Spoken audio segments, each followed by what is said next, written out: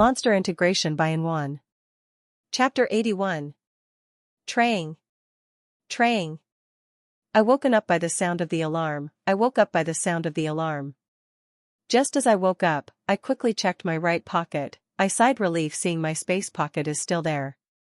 It was not the dream. I said to myself, the events of yesterday were really quite unbelievable. That made me think if it weren't all the dream. There is only faint light coming from the sky. There is still time to dawn fully broke through.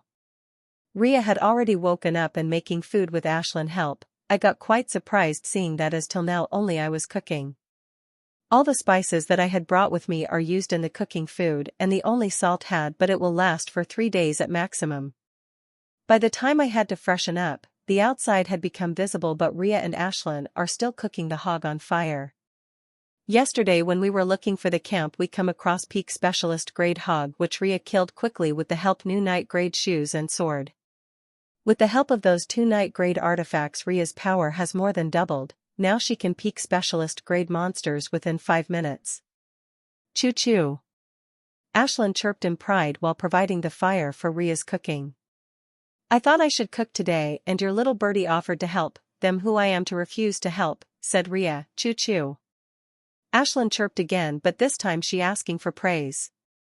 Ashlyn is such good girl, I said as I patted her feathers. She again chirped in happiness before coming back to her indifferent self.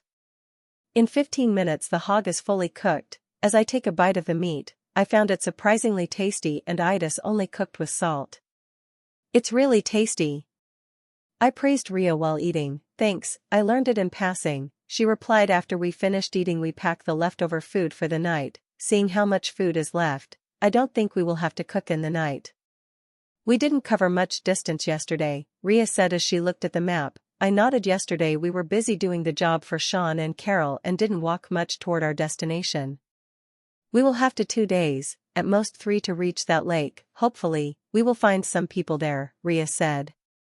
We will definitely, I said. Going home is a most important thing. This realm is good for practice, but as long as we didn't find a secure way for home there always be uncertainty in our heart that will drive us to madness. We started walking like always while killing the monsters that come into our way. Our enthusiasm is high due to the fortune we made yesterday. There is only one dangerous spot on the way to the lake, that is a small valley. We will have to cross that valley to reach the lake. The valley is dangerous, but we have to cross because if we walk around the valley, it will take us near a week to reach the lake and we can't afford to lose that much time. I have been pushing my refinement engine extra hard since yesterday. Ria's skill also has a condition 80% mana purity and her mana already had reached the purity of 80% reversing she entered this realm. Ria is saying that she will be able to perform her skill within a week of study. I will not be much behind her as I already started studying the skill, and if my luck is good, my mana purity will reach within 10 days and that time I will also able to perform the skill. Time passed by and we had reached near the valley. We could see it with our eyes and it would take little more than an hour to reach it. We had decided to camp by valley for today and enter the valley tomorrow as we think it would take us whole day or more to cross the valley. Choo choo choo. Ashlyn called out. As we look we saw a feline monster coming toward us. It is half a meter in length and has aqua white stripped all over its coat. This realm has many unidentified beasts that we can't seem to know. Choo choo choo, chirped Ashlyn saying she wanted to fight.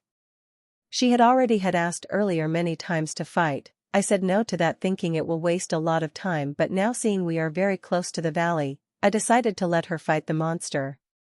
Okay, you can fight but finish it quickly, I said, giving in to her wishes. Choo choo, she chirped loudly and flew toward that feline monster. I and Ria stood some distance away watching the fight. Boom. Ashley threw away the fireball at the feline monster but it dodges nimbly and attacked with water needles from the coat.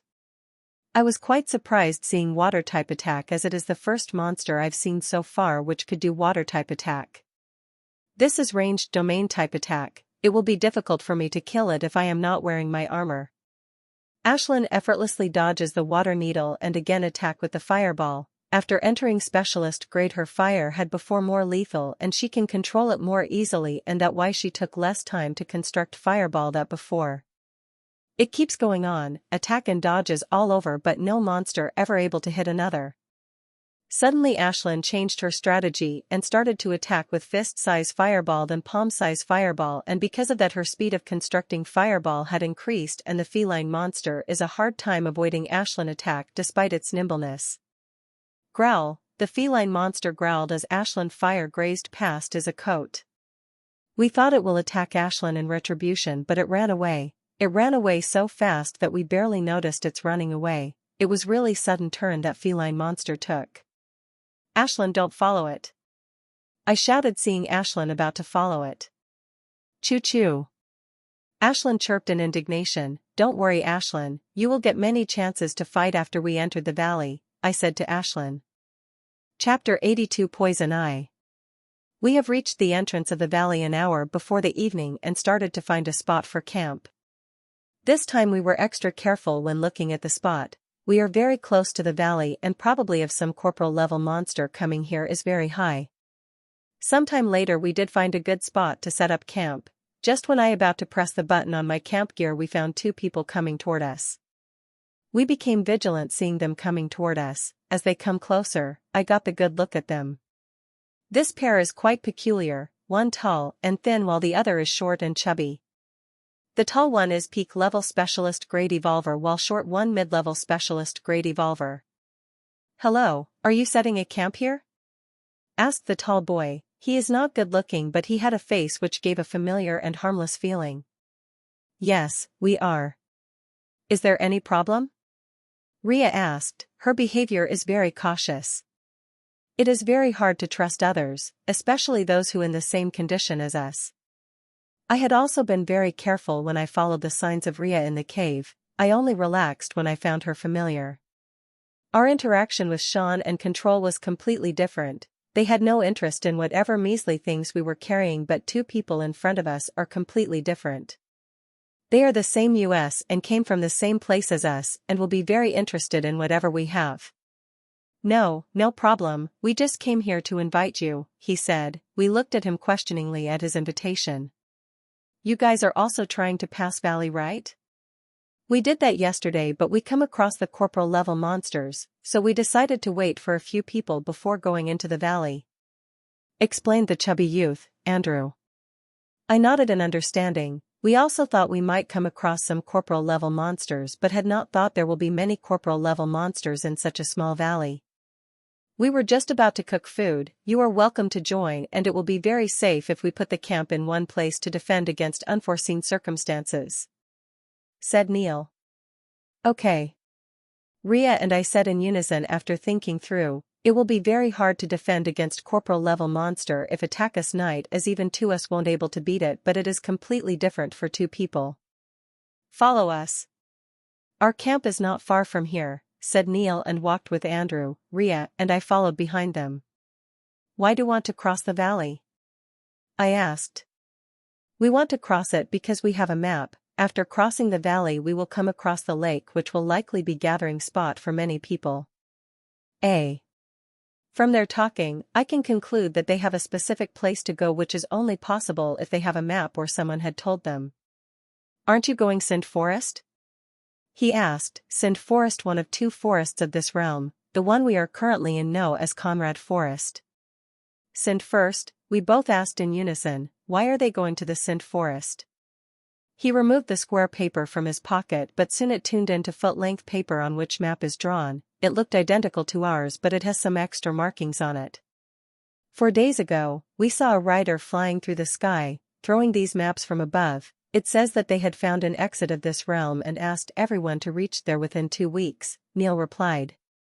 We were quite shocked hearing this news. We thought we know if someone knows anything when we reached the small lake, but looks like Westblood had already sent the rescue.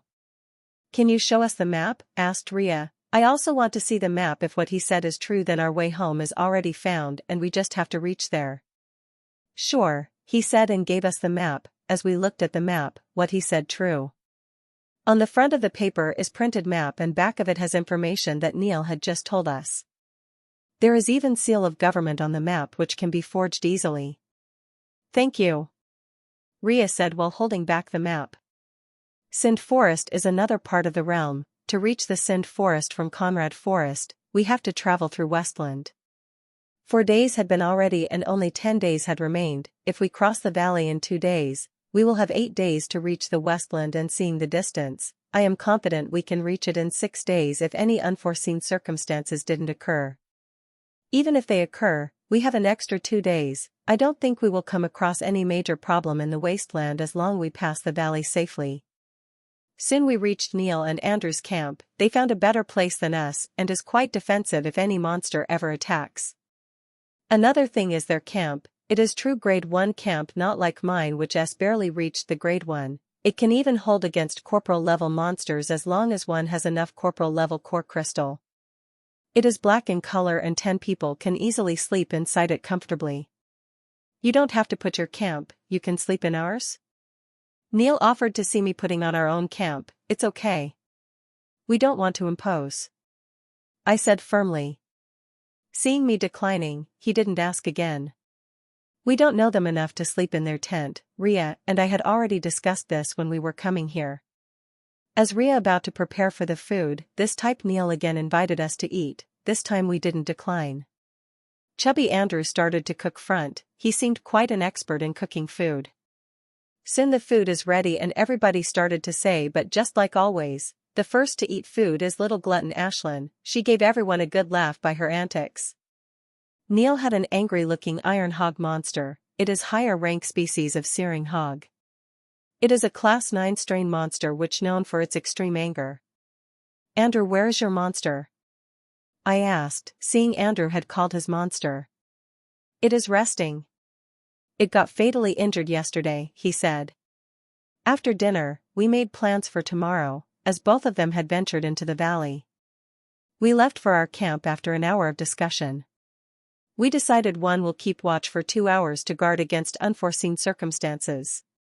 Rhea offered to keep the first watch. I nodded and slept. She will wake me after 4 hours after hers and her minister's watch is over. Chapter 83 Poison 2. I was woken by Rhea 4 hours later for the watch. I washed my face with cold water to wake myself from the half-awake state. There are still a few hours till dawn. I decided to study the skill to pass the time. Blazing strikes is really amazing skill. First I thought it would just like throwing concentrated fire arrows through certain method, but I was wrong. This skill much more than that. As I kept studying it, I have come to know the true value of this skill. If I am able to successfully master this skill to the end, my mana manipulation will reach a completely different level. The swirling fireballs which are still taking me second to contract will be made by with the thought. With absolute mastery over this skill, I will be able to deliver thousands of blazing arrows every moment, which will be comparable to high-level night-level skill. Hours passed by as I got immersed in studying the skill. I didn't even notice when the sky is brightening. I only come out my immersion when I felt movement beside me. It is Rhea who had woken up, nodding toward me. She left to freshen up. I closed the folder seeing studies enough. Ashlyn still hasn't woken up. This glutton really ate a lot last night. She asked for the second plate after she finished her first, and now she will wake up late because she overate. I quickly freshen up seeing there is only an hour before the time of leaving. When I went outside the camp, I found that Chubby Andrew is already cooking the food and Rhea is talking to Neil, asking him about monsters they encountered in the valley. Good morning, said Chubby Andrew. I reciprocate his greeting and sit beside him to watch him cook. Andrew is a really good cook, his food comparable to which I get in my apartment. He had all types of cooking instruments, condiments, and spices for cooking. When I asked him yesterday how did he learn such good cooking, he said he had taken classes. I got quite surprised hearing that.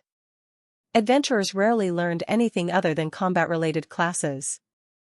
Tasting his cooking, I also decided to take weekly cooking classes after I got out of this realm. Soon Andrew finished cooking and started to make plates. Seeing Ashlyn still hasn't come out the tent, excuse me, I'll bring Ashlyn, I said and walked back into my camp to wake up Ashley. Ashlyn, wake up, I said while shaking her awake. Choo-choo. Ashlyn chirped annoyedly, asking why do I waking up her so early. I stilled suddenly. Isn't her emotion way too clear? ever since she leveled up to specialist grade, her intelligence increased by far compared to normal specialist grade monsters? Normally any specialist grade bonded monster's intelligence could be compared 2 years child and it increased as time passed or it leveled up, but Ashlyn intelligence is currently compared to the 3 years child and only corporal grade bonded monsters have the intelligence of a 3-year-old child. I sigh. It is not the time to think about such a heavy subject. I hit her head lightly and said, "It's already early morning, don't you want to eat?" Chew. Just as I said food, she became active again, forgetting she was still in half-sleep moment ago. "Let's go." I picked her in my hands and get out of the camp. The plates were already served and they were waiting for us. I even water coming Ria's stone panda.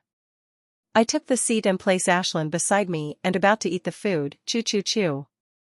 Ashlyn chirped loudly, cautioning me to not eat the food. I've never felt Ashlyn emotions so serious. "Ria, don't eat," I said loudly. Ria's hand stopped as she was about to take the bite. Not only she, her monster also stopped. She must have stopped her monster from taking the bite. "Is there something wrong with it?" she asked. I nodded while her right hand reached near her right pocket without anyone noticing. "What's the meaning of this?" Andrew said angrily. "You tell us? What did you add in the food?" I asked back. I completely trust Ashlyn's judgment, especially when it comes to food. She was even able to smell the miracle fruit compared to that whatever that in the fruit not worth mentioning. "Do you think we did something with the food?" said Neil accusingly. I am definitely sure something is wrong with the food and there is no one but these two who could do something to food. We stayed silent to Neil's question and just stared at them, a quietly demanding answer. "We have nothing but hospitable ever since we met you. We invited you to our camp and even shared our food with yesterday, and now you are accusing us of poisoning food." "Just because your monster didn't like it," said Andrew vehemently. "Forget it, Andrew. This may just be a big understanding, some ingredient in the dish that must have ticked the monster." Neil said. A sad expression could be seen on both of their faces. "Our friends didn't seem to believe us, might as well eat the food to assure them," he said, and both of them started to eat food in front of them. Looking at them eating, I even doubted Ashlyn's sense for the moment but soon squashed it. I asked Ashlyn many times telepathically if she had made a mistake regarding food, but she is quite adamant about how she is right and something is definitely wrong with the food. "Look, we are eating and nothing happens to us," said Neil while eating. Ria looked at me, asking me the next course of action. I am quite relieved seeing she is still trusted me. "Ask Didi to catch the small monster and have her taste food?" I asked. "You got to be kidding me, you still didn't believe us even after we ate in front of you?" Andrew said, anger seeing Didi walking in the trees. "Neil, Andrew, I know it won't feel good to you, but I trust Ashlyn immensely and there may be some problem in the ingredient which had a problem. It's better be cautious. And if she is wrong I will profusely apologize to you and compensate you," I said. They didn't say anything and we sat in uncomfortable silence. Suddenly all changed. Neil, Andrew, and their monster suddenly, thank God, we were already ready. Bam, rang out as defended Andrew's attack with my shield. I had already worn my shield bracelet when Ashlyn told when something wrong with the food and now they suddenly attacked. I quickly activated my shield at moment notice. While Ria dodged Neil and his monster's attack with the help of her night grade shoes. "Hee hee. Andrew, these two quite smart, looks like we have to do this old way. You should now summon your monster, there no use hiding it now," said Neil while laughing weirdly. "You right, Neil, it's no use hiding it now," he said and summoned his monster. Our eyes went wide when we saw the monster and everything fell back in place because Andrew monster is Tricolored Poison Toad. Chapter 84 Clash. Tricolored Poison Frog, this explained it all, no wonder. They were able to minx the food without noticing anyone because of its poison is odorless and colorless and could kill those with the same level as it within 10 minutes. They must have mixed poison tricolored poison frog in the food and had eaten antidote before, so it couldn't affect them. Such clever planning, if not being for Ashlyn sensing something, we would have laid on the floor dying. "Hee hee hee, you caught us. But no worries, we kill you and take all of your things and might as well have some fun with you if you were in one piece," said Andrew. His words were especially directed at Rhea. Enough talking, Andrew. Quickly finish them off, we only have 10 days to reach the Scent Forest. Neil snapped and both of them attacked us at unison. Clank, as Andrew and my swords clashed, I felt a heavy shock in my arms. I got quite startled. Clank. I felt heavy shock traveling through my arms as Andrew and my swords clashed, I barely able to keep myself from taking a step back. Fortunately, I started to circulate the supreme combat exercise as soon as Ashlyn said something is wrong with the food. Still, I felt the heavy shock in my hand even after circulating 24th move of the exercise. I think that was just casual strike from Andrew just to test my power, and I was right. Clank. Thud. I have to take a step back to neutralize the blow. Hee hee. Andrew laughed and his attacks became even faster. Sizzle. I heard the burning sound. Tricolored poison frog didn't have any offensive except for spitting poison, and now that frog is busy with Ashlyn. The frog would have easily dealt with a monster of the same level, but it can do anything to Ashlyn despite Ashlyn being one level lower than it. No matter how much it tried to attack Ashlyn, she is easily dodging it with a flap of her wings. Ashlyn has been constantly attacking it with mini fireballs, not giving it any chance to attack me. Hell. It is quite busy trying to survive from the Ashlyn's fireballs. Swish. I dodged Andrew offense and attacked him, but he avoided that quite easily. You made a big mistake sending your monster, said Neil to Rhea gloatingly as he and his monsters attacking constantly while she focused on dodging both of their attacks. Did I? Rhea asked back, and one could be seen Stone Panda Didi is coming toward them. I got pleasantly surprised seeing Didi coming toward the battlefield. Looks like Rhea really didn't send her monster, just asked it to hide in the trees. Neil got quite startled seeing this, but soon got his emotion under control and started to fight earnestly. Where are you looking? Do you finding me an easy opponent? Said Andrew and swung her sword toward me. My heart skipped seeing his sword coming toward me. It was many times faster than his earlier moves. I didn't think much and activated my Night Grade. Bam! Andrew's sword clashed with my shield. I was quite surprised because except for slight tremor, I didn't quite feel anything. Seeing I am totally fine without any scratch, Andrew's face is contorted, which looked extremely ideas which had put a smile on face. He became extremely angry seeing that and started to attack me in frenzy. Bam bam bam, his attacks are so fast that I am having little difficulty moving my shield to counter his attacks. If I haven't had this shield, I would have got fatally injured by now. Looks like your shield is quite special. It will suit very well in my hand, he said with his smile on his, and his left hand moved toward extra sword hilt which is hanging by his waist. My heart started to beat faster. If he is dual sword wielder as I am guessing right now, then I am in big trouble because it would be very hard to counter both his swords with my sword. Soon he activated his second sword and attacked me with it. One sword is coming towards my waist. I cannot dodge the attack of this speed. My only option is to defend it with my sword and shield. Bam. Clank. Crack. Thud thud thud. I didn't feel anything when I countered his first sword with my shield, but when his second sword clashes against my shield, I felt like someone hit my hand with a huge hammer. The bone of the shoulder splintered a little with me taking back more than 10 steps back. Even blood has come into my mouth, but I drink down forcefully. I had been circulating 24th move supreme combat exercise ever since the fight started and trying to circulate way past it, but every time I do I come across the block as if giant thick steel wall blocking me, and if I have to circulate past it and create the second seal, I will have to crush that giant steel wall. I didn't even get a moment of rest before I saw Andrew coming towards me with both of his swords. This time I barely dodged his first sword while countering others with my shield, but I was lucky only one, and when he launched another attack I have no chance of dodge and had countered with my shield and sword. Pooh. I vomit mouthful blood as I got internal injuries through shock and had to take several steps back to defuse the force. Andrew keeps attacking while I kept attacking giant obstacle to creating the second seal. That's my only chance or I will die sooner or later. Keep resisting while trying to complete the circulation of the second set of exercise. Bones of both my hands broke as I had to exchange my sword and shield in my hand, but that was temporary, and within 4, 5 moves my other hand's bones also broke. Where do you think your opponent is me?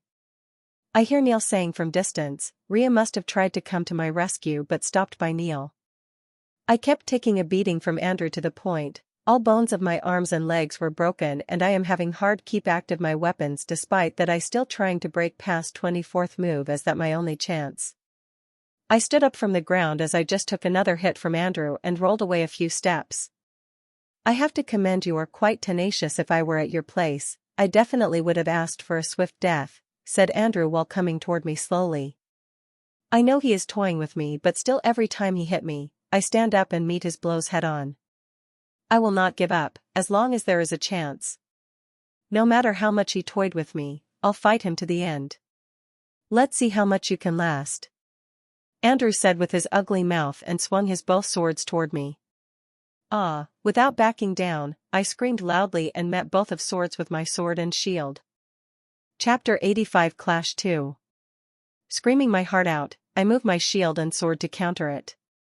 Looking at Andrew dual swords, I know they are lethal than any other past moves. Suddenly all slowed down, the dual swords which seemed fast earlier had become slow that I can see them piercing through the air so slowly. Not only the swords, but I also become slow. I wanted to move my weapons to counter it but my body can't seem to follow my lead. In that nearly static time, I have been trying to breach the wall of supreme combat exercise. It is the only candle in the dark that can give me the hope of survival. I could see the blooming hideous smile of Andrew as our weapons about to clash. I can feel that this clash going to send me near death. Bam! Crash! Our weapons clashed and I felt incensed force my body that it flew backward. That force entered my body, injuring my internal organs and breaking my bones, but at that intense shock helped me crash the barrier that had been obstructing me from creating the second seal of exercise. All mana from my body is moving toward my temple. I had nearly 70% mana remaining but is far from enough to create a seal. Bang! I crashed on the rock and time turned back to normal. My sword had left my hand and I turned off became of me losing connection with it. Many bones of my spine had broke but I didn't think of that and some reached for my right pocket to remove mana potion. As I am removing mana potion, I saw Andrew coming toward me with victory's smile, his slow steps making a crunching sound as he crushed the dried even with his feet. I removed the potion bottle from my pocket, my face fell when I looked at the bottle. It's the same potion bottle that I found in Space Pouch. I wanted to change the bottle but seeing Andrew coming toward me, I didn't change it and chugged the bottle. It's no use, no matter how many potion bottles you drink, they are not going to save you from me, said Andrew who stopped just opposite of me. Crack! He put his left leg on my chest and said, "Why aren't you standing up right now? You were full of spirit second ago." Andrew said with a mocking voice. I didn't say anything and just laid on the ground blinking at him while thinking why hasn't potion working yet. No matter which type of position it should have shown some signs, if not I will be in grave danger as less than 10% mana left in me and quarter of seal hadn't been formed. Suddenly as potion reached my stomach, it started to churn and a huge amount of mana produced from I thought I am going to blast like a balloon but all my worries were unfounded as seal started to suck all the mana of the potion but it will take time and I have to survive till then. You are worthless. Bang, said Andrew and kicked me full force that I blasted into the tree. This is the 5th time that Andrew kicked me, making my injuries even more serious than I am barely hanging on to my life. Taking a beating is the best course of action. Andrew had a sick mentality, he likes it when people laid helpless before him, he gets some type of release out of it. If I fight back, he will finish me quicker while I act defeated in front of him and let him hit me without fighting back, he will get some sort of sick pleasure out of it. It just has to endure this humiliating beating for a few seconds before the seal is completed. With the finishing off the seal, my injuries would also heal. Take this, you worthless shit. Bank. I received another kick and flew away. As seal completed, it hummed and started releasing cool refreshing energy all over my body and started healing my body speedily. My body was so fatally injured that the seal has sucked more mana from my body to heal my injuries, thank God. The potion I had drunk had more than enough mana. If I had to drink that potion when I was fine, I would have burst like bubble due to excess mana. Bang. Pooh. Andrew again kicked me. This time more than 80% of injuries had been healed, and this will be last humiliating hit I received from Andrew. And as for that blood I just vomited? I had been holding it in my mouth for some time and vomited as I received the hit so Andrew wouldn't suspect anything. My whole body had a suit of armor from neck to feet and my face colored with dirt. With such look it will be hard for Andrew to notice that I nearly did healing. Any other person would have noticed it, but Andrew, who is high on his sick pleasure, barely noticed anything wrong. In a few moments, the cool current healed all injuries on the body, including the one received from an earlier hit. Soon the cool current of energy stopped from the seal while making my body faster and stronger. Come out my mouth when I noticed that Andrew had stopped on its tracks and looking at the fight between Neil and Rhea. That Neil looked quite pitiful. He had been taking hit after hit, even his half-skill wasn't doing anything as Rhea is digging it quite skillfully. "What are you doing, you fucking fattard?" shouted Neil angrily at Andrew. "I have been holding her back so you could finish him and help me deal with her, but you are still in the mood of having your sick fun," barked Neil. Andrew wanted to say something but he again cut off by Neil. "What are you doing standing there like an idiot? Quickly finish him off and help me," said Neil while launching another attack at Rhea which she effortlessly dodges. "You fucker. Because of you, I had to listen to Neil's cursing. You should just die," said Andrew and come toward me with his dual sword. I quickly got up and removed my knight-grade sword from my space pouch as my other sword had flung from my hand. "Looks like you healed from that potion you drank earlier. No matter. You will reach the heaven from my blade in few seconds," said Andrew and swiftly swung both of his swords at me. Chapter 86 Clash 3. I activated my sword and shield to counter Andrew's swords. This time I am using my knight-grade sword. The first time, I modified it according to my need. It is still a katana. It is around 80 centimeters and slightly more curved than the sword than normal katana. I really excited to see if it is as good as my shield. I really want to beat the shit of this Andrew for humiliating hits he had given me. Bam. Clank. Our weapons clash and except for little shock from my sword, I didn't feel anything. How do you?" he asked stammeringly. I didn't reply to his question and swing my sword toward him. Andrew is slightly stronger than normal medium-level specialist-grade revolvers. He was able to beat me to the half-dead state because he is one level above me. If we were the same level, I would have easily beaten him.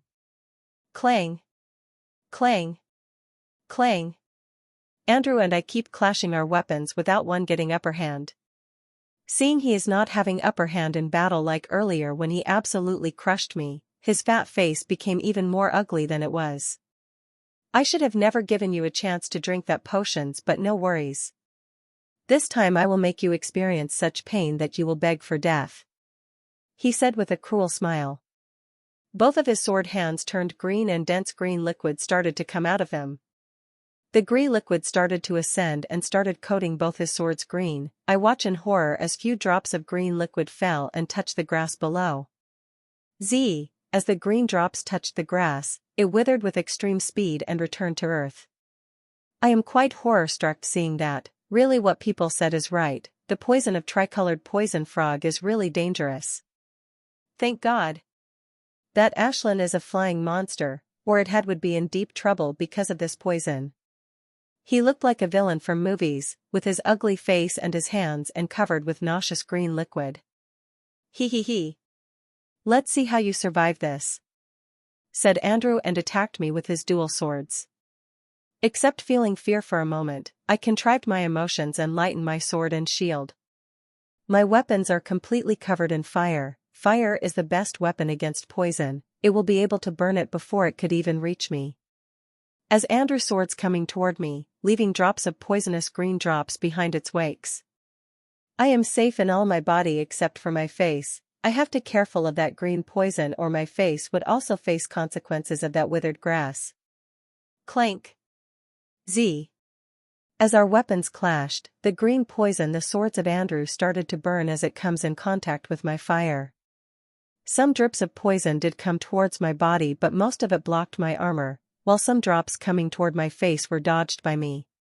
Son of a bitch, cursed Andrew and started to attack me ferociously. His attacks I've defended, sometimes I barely able to defend my face against it. I missed to defend against and one drop of poison passed by my defense and touched my neck. Thank God. It was an only small drop, except for hurting like hell, it wasn't able to do anything. If I hadn't had created the 2 seals of the exercise, it would have been lot more serious. Still, I have to be careful, if a large amount of this poison touched my body, I will be a dead man. He kept attacking me and I kept defending, and to keep using my fire ability, I've been burning man like crazy.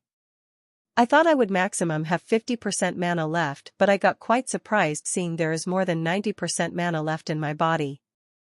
I was quite surprised at first, but on careful checking, I noticed that the mana I kept burning were from potion bottle which I had to drink earlier, and I have been using that leftover mana from the potion. Only 10-something minutes earlier did I started to use my own mana. It gives me quite surprised and fearful, seeing mana potion I drank earlier was high grade. If I had drunk it in the normal times, I would have definitely experienced some repercussions. You idiot fat ass. Do you want dead? Neil's voice sounded from the distance. Quickly finish him and help me or we both will reach the heaven today. He sounded quite panicky. When I looked towards him for a moment, I was quite shocked seeing his condition. He looked really pitiful, and looking at his gait, Rhea much broken several of his bones. His condition is a little better than me, and if this keeps going on, his condition won't be worse than mine. You can count yourself fortunate to first to die by skill, said Andrew, but before he could do anything, I attacked him. Idiot. Didn't tell your opponent what you going to do before doing it. I attacked him with all my strength without giving him any time to perform the skill. It's no use, said Andrew with the laugh, and light grey smoke started to cover his body, and suddenly he attacked. His speed is nearly double than before, he came so fast that I am barely able to counter his moves. Clang! Thud thud thud, the shock I felt through the collision was so strong that I had to take several steps back, and it was not over. Let's see how you survive next strike, said, and attacked me again. This time, without thinking, I enlarged the size of the shield to the same size as so it could cover the whole me. These night-grade artifacts usually take 5 times less mana than normal, but if one wants to increase their power or size from the normal, they need shitload of mana for that. That is why last time I didn't increase my shield size, and the second reason that it would evoke the greed from Andrew, and I was not powerful enough to protect my possession earlier. I can only maintain this size of the shield for 15 to 20 minutes before going out of mana. Andrew didn't wait for a moment and attacks the second time. This time, he is even more faster than last time. Bam! Thud thud thud thud. As his sword and my shield touched, I felt an immense force ran through my body. I have to take several steps back to dissolve the force lest it injures my internal organs. But just as I was taking steps back, Andrew comes toward me, this time even faster, so faster than I barely able to see his figure, just saw a body which is cloaked in faint green smoke. I move my shield as I am taking steps backward, this attack of Andrew going to be very dangerous. Bon. Crack. Pooh. Thud thud thud.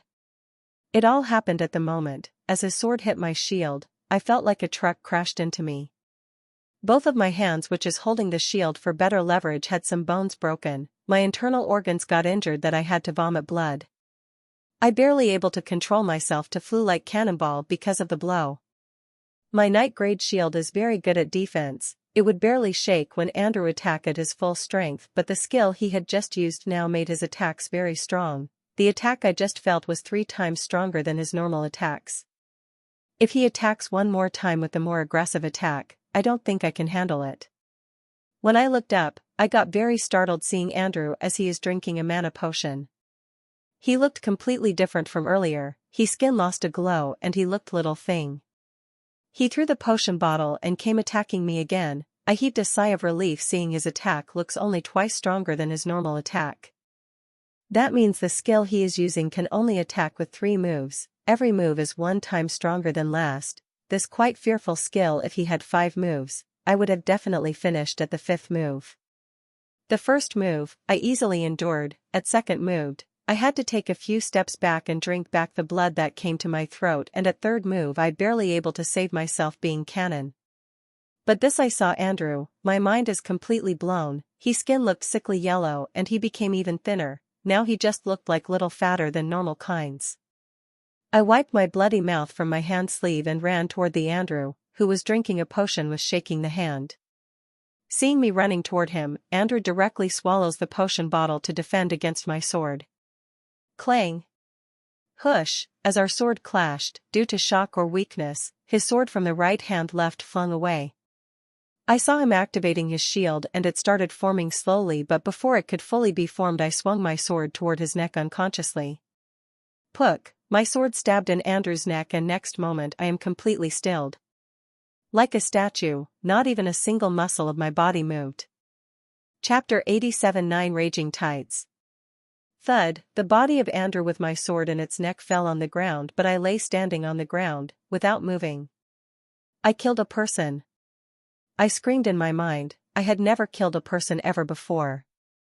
He was just waking talking person a few minutes ago. I never thought what I would feel when killing a person, but now that I killed a person, I felt nothing. Nothing. And that is what makes me fear. I don't want a person who kills a person without emotion. Killing a monster is a different thing. We were taught from the childhood that killing a monster is a good thing and killing a human is a bad thing. But now that I had just killed Andrew I feel nothing. No guilt, anger, pleasure, pain, nothing, and that is scaring the hell out of me. I have read many times that after one kill a person, one would feel some sort of emotion, even for a moment one would feel something, but I am feeling nothing. Choo-choo. Ashlyn woke me out of my stupor, she is feeling worried about me. I am fine. I reassure her and patted her silver wings. Did you finish that tricolored poison frog? I asked. Choo-choo-choo-choo, she chirped in succession, but I clearly understood her. She is saying that when the fighting that monster earlier, it suddenly fell unconscious and she didn't kill it since I told her that not to kill it if possible. I nodded after listening to her. Monster or person always receive a severe shock when their partner dies, some even fell unconscious or died when the bond is severed. Tricolored poison frog, very special and rare monster, they have class 9 strain, but that's not the specialty of them. Partner of tricolored poison snake can gain a new type of poison ability every 3 levels. If Andrew had been at corporal grade, he surely had had another poison ability, and that time, it would have been very hard to kill him. The reason I asked Ashlyn to kept it alive because I want to sell that monster to the alchemists or potioners. The body of tricolored is very high in demand and alive, even worth more, so much that I will bear a very dangerous monster in my backpack. I gave the body of the monster a look and gazed toward the fight Rhea and Neil far away. Neil had become even more pitiful than earlier despite using a skill that Andrew had used earlier, but his body didn't show any serious effects that Andrew's body showed despite using constantly against Rhea. Both of them wholehearted fighting each other without looking toward my direction. I quickly take out my sword from the ground and activated my shield again to guard against contingencies. Neil may go mad and attack me seeing his friend died by my hand, being ready I will at least survive if he attacked me. If fight going in this pace, Neil is going to lose sooner than later. The fight continued on for near half an hour before Neil looked toward my direction. Andrew, you fucktard. Come help em, Neil shouted, but then he noticed Andrew's dead body near me. A look of intense anger come across his face and I thought for sure that he will come to kill me to take revenge for his friend, but he suddenly bolted to the opposite direction. But just as he turned to run away toward the opposite direction, Rhea come opposite of him as if knowing he will run away and swiftly attack. The first attack barely dodges by Andrew, but the second attack hit him heavily on his spine, injuring him so fatally that he fell directly. As he fell, Rhea attacked him, as his injuries were already quite heavy, and when he fell on the ground, he had become vegetable on the chopping board. Rhea killed him without wasting any time by slicing his neck. He didn't has the chance to say a word before he was dead. Seeing Neil is dead, I deactivated my weapons, ran toward Rhea, who sat on the clean spot for the rest. Thank you. If not for your warning, I would be dead right now, said Rhea as patted Ashlyn. Choo-choo. Ashlyn chirped arrogantly with her head high. We both laughed seeing her acting like that. After resting enough, we started to remove artifacts from Neil and check his pockets. We found several things, but one thing made most happy is thumb-size square, which has thousands of runes drawn. We quickly scanned this with our holowatches. This thumb-size square contains skill, probably the same skill used by Andrew and Neil. 9 Raging Tides is grade 1 skill. This skill could multiply the user strength 1 time the original by every tide. My mouth dropped open when I thought about power. It will create a 9th strike. It will 9 times of the original. That's huge. But not all sunshine and roses in these skills. Its conditions were dangerous and strict. 9 Raging Tides can be performed by anyone, but if one didn't satisfy its condition, then his condition would turn just like Andrew. Only after reading its condition did I able to understand the extent of Andrew's condition. This skill is a little different than normal skill. One will need to immense vitality with mana, and what better source of vitality than seals made from supreme combat exercise. This skill divided into 3 parts of 3 tides.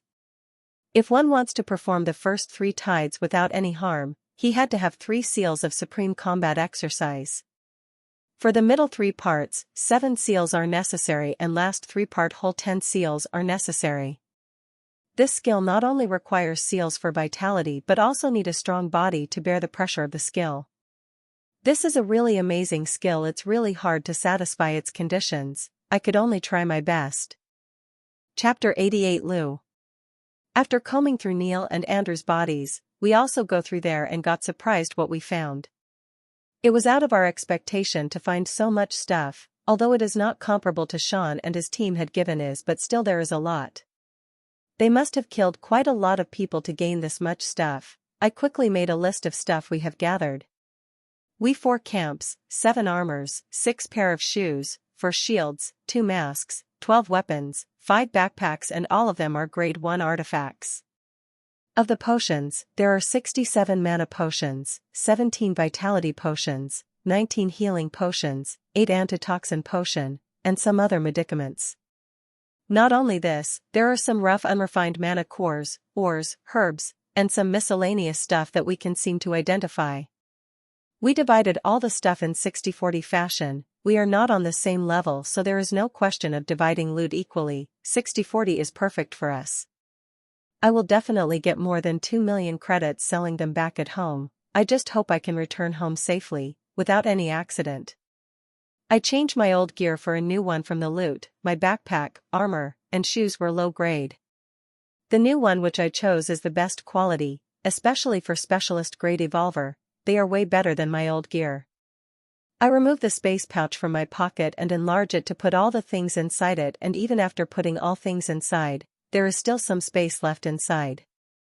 I told Rhea about my plan to keep a live tricolored poison frog alive and sell it later when we get out of this realm. Although it will be little dangerous, keeping poison monster in our backpack it well worth the price if we're a bet to sell it in the market. I decided that Rhea should keep it in her backpack. Even if she got bitten by it, she will have enough time to drink the antidote, unlike me who will not survive its poison for long.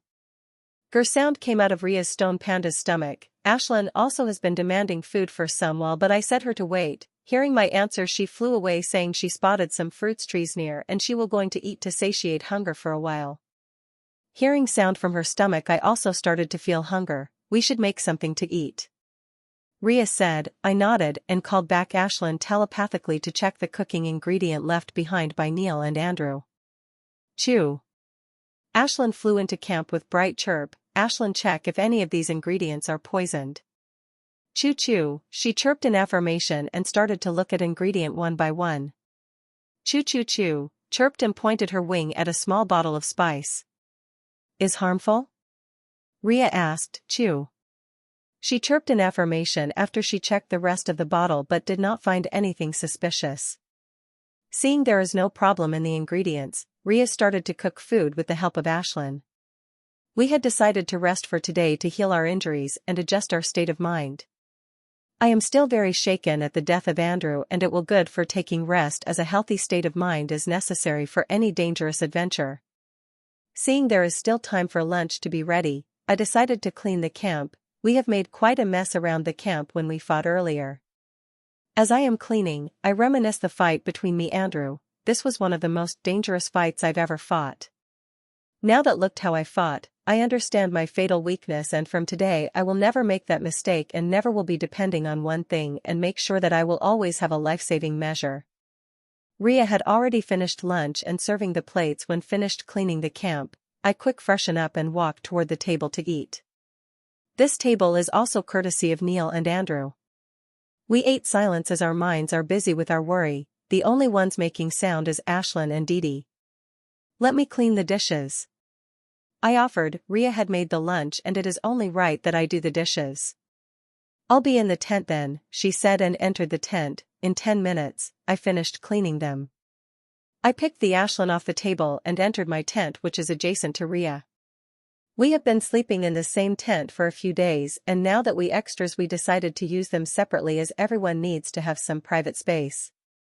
The new grade 1 tent that I got from the Andrew is big. I can easily practice those weird moves of Night Blade style here, which I will be performing at night.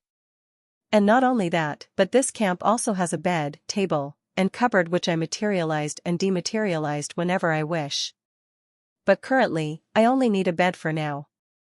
I laid on the bed and opened the folder of 9 Raging Tides skill.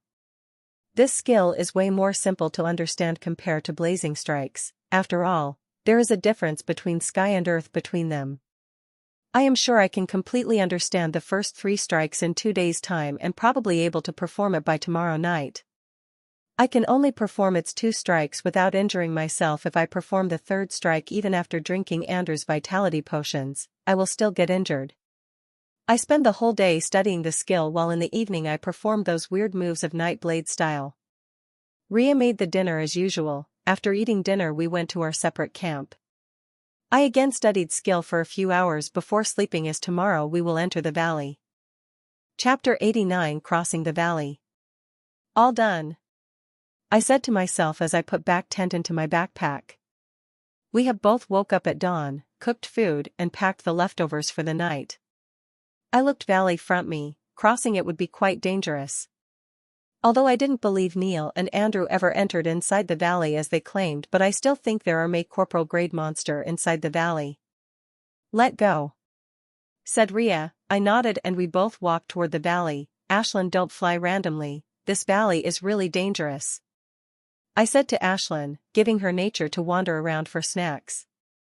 "Choo choo." She nodded in affirmation. I was quite surprised she listened to me. Normally when it comes to food she had barely any care for me. Gurgle. We entered valley through the way of the stream. Walking through the center of the valley is shorted route, albeit little dangerous, but if all goes normal we will be able to get out of the valley by early afternoon tomorrow. As we walk inside the valley, we did come across some monsters, but they soon finished by Rhea and me. "Chew." Ashlyn chirped softly, warning to not go further. Ashlyn had been flying ahead of us, to keep an eye on the danger. "Choo choo." She chirped again, giving details of the danger ahead. She said that there is a group of high-level specialist monster ahead. Seeing question appear on the Rhea's face, I told her what Ashlyn told me. "We will pass by it," she said, and I nodded. We would be able to kill a few specialist-grade monsters, but we will waste too much time in the fight and loud noises could alert the high-level monsters. As we walked, we come across many monsters, but we were able to avoid them and passed smoothly. If one travel in the valley, he would feel calm amidst the cool breezes of the valley. One would urge sleep in the shadow of the trees. There is calmness, but there is also a danger. Ashlyn had noticed sleeping corporal grade monster earlier that we were barely able to avoid it. I am quite relaxed as I am walking with Rhea. The skill I thought would take me at least 2 days to learn, I learned it in 1 night and was able to perform its 2 tides. Not only me, but I saw Rhea also mastered the 3 tides. I saw her at dawn practicing the skill.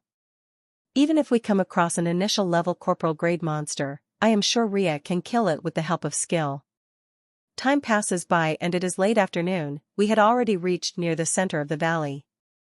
In the way here we come across 2 corporal stage monster, but we were able to avoid them with the help of Ashlyn. There are less than 2 hours to dark. We have to start looking for a good place to camp in an hour. Choo choo choo. Ashlyn came flying and chirped hastily. She is saying that a group of monsters is coming toward us. Riolu, it was too late as 5 yellow lightning tigers came toward us and stopped just in front of us. There are 5 yellow lightning tigers. Of the 5 monsters, 2 monsters at the initial level of corporal grade and peak level of specialist grade, while the other 3 at the middle level of specialist grade. These monsters are really big, the leader yellow lightning tiger double of size while specialist grade little smaller.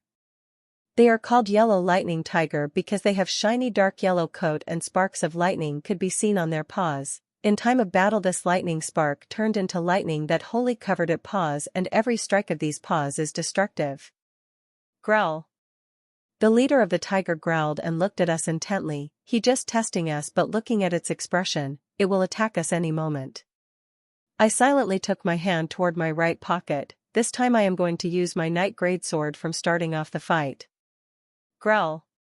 The leader of yellow lightning tiger growled at us and attack. Just as they attack, Rhea summoned her monster. I quickly activated my weapons. I already had my shield bracelet hidden under my sleeve and sword at my hand, and moment notice, I activated them both. I got quite scared when I saw 4 specialist grade yellow lightning tiger was attacking me, but thankful Didi quickly appeared in front of the peak level specialist grade monster, leaving me deal with 3 mid-level specialist grade yellow lightning tigers. Bam. Thud thud. As monster's paw strikes my shield, I felt shocked over my body and I have to take steps back to defuse the blow. I became quite shocked as I experienced the blow. I currently constructed 2 seals and my body is a lot stronger.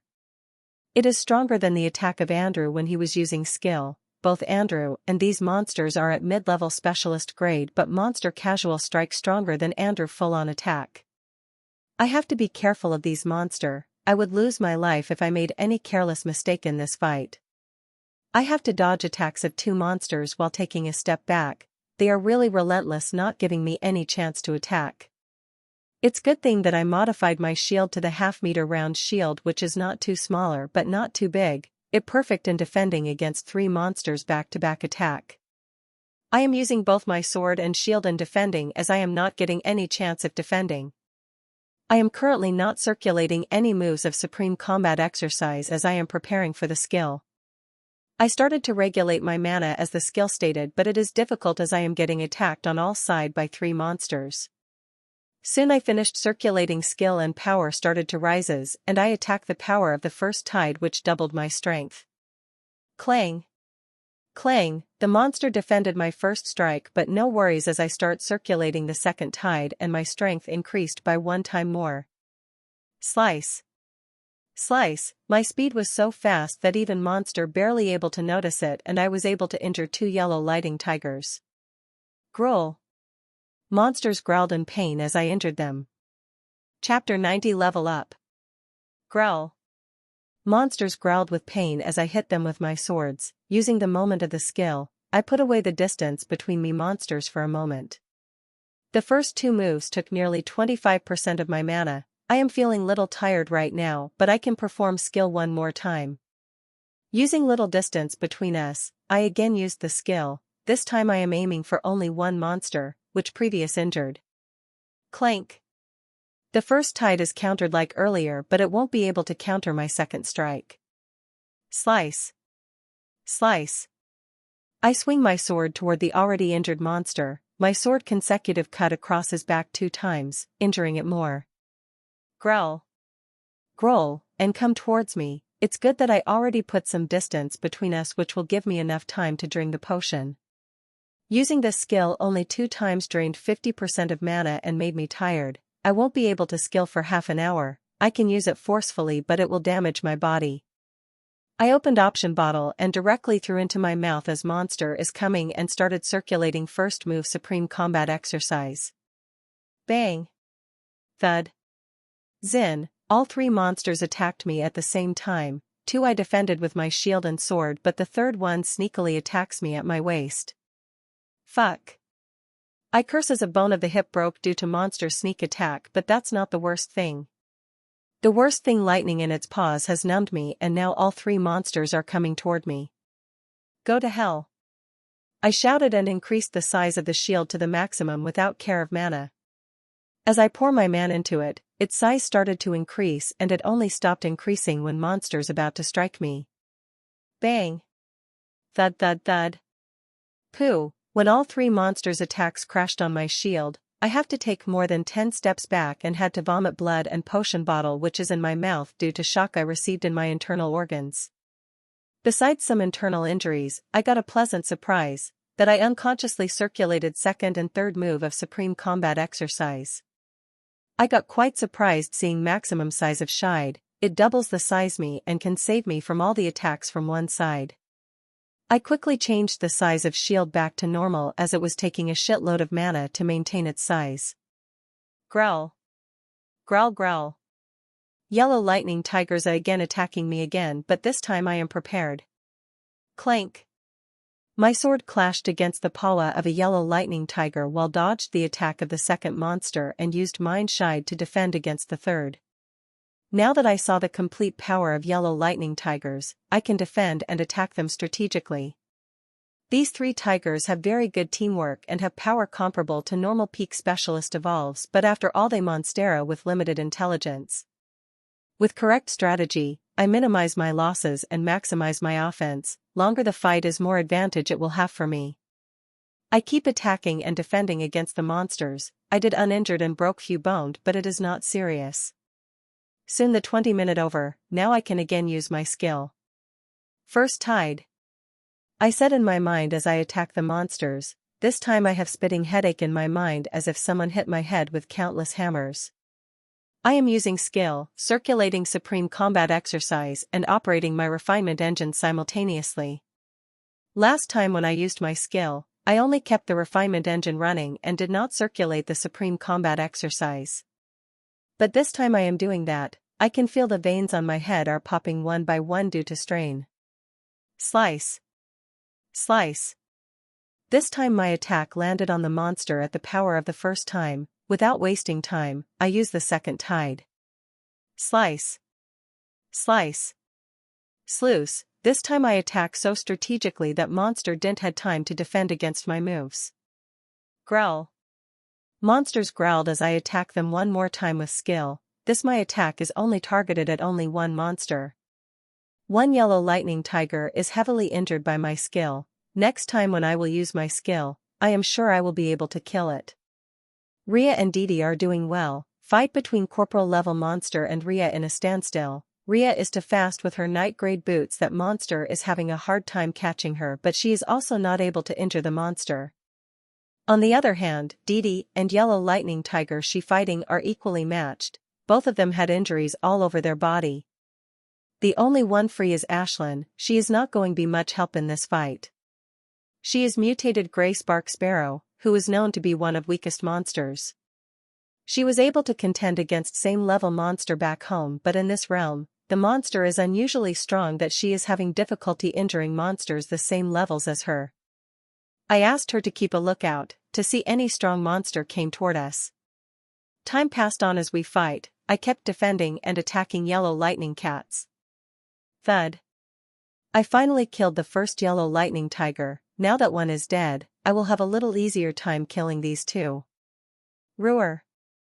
Seeing their king dead, they roared and attacked me in frenzy, already expending this, I defend against their frenzied attacks. Fuck. I cursed when I noticed unusual fluctuation and when I looked up I found that corporal level monster is leveling up. We have to run. This thought came to my mind, once it finished leveling up, it will easily able to kill us and we won't be able to run from our death. I was about shout Rhea to run when I sensed another fluctuation and this time it is coming from Rhea. That when I noticed Didi is nowhere to be seen. Fuck me. I said as found Rhea also is leveling up. What a fucking coincidence. Chapter 91 Diamond Panda. What a fucking coincidence. That both of them evolving at the same time. Well, it's good thing that Rhea is also evolving, if not we have had no option but run and our chances of getting out uninjured weren't that good. It will take them 15 to 20 minutes to level up, I really want to see how powerful Rhea will be when she became corporal level revolver. Shit.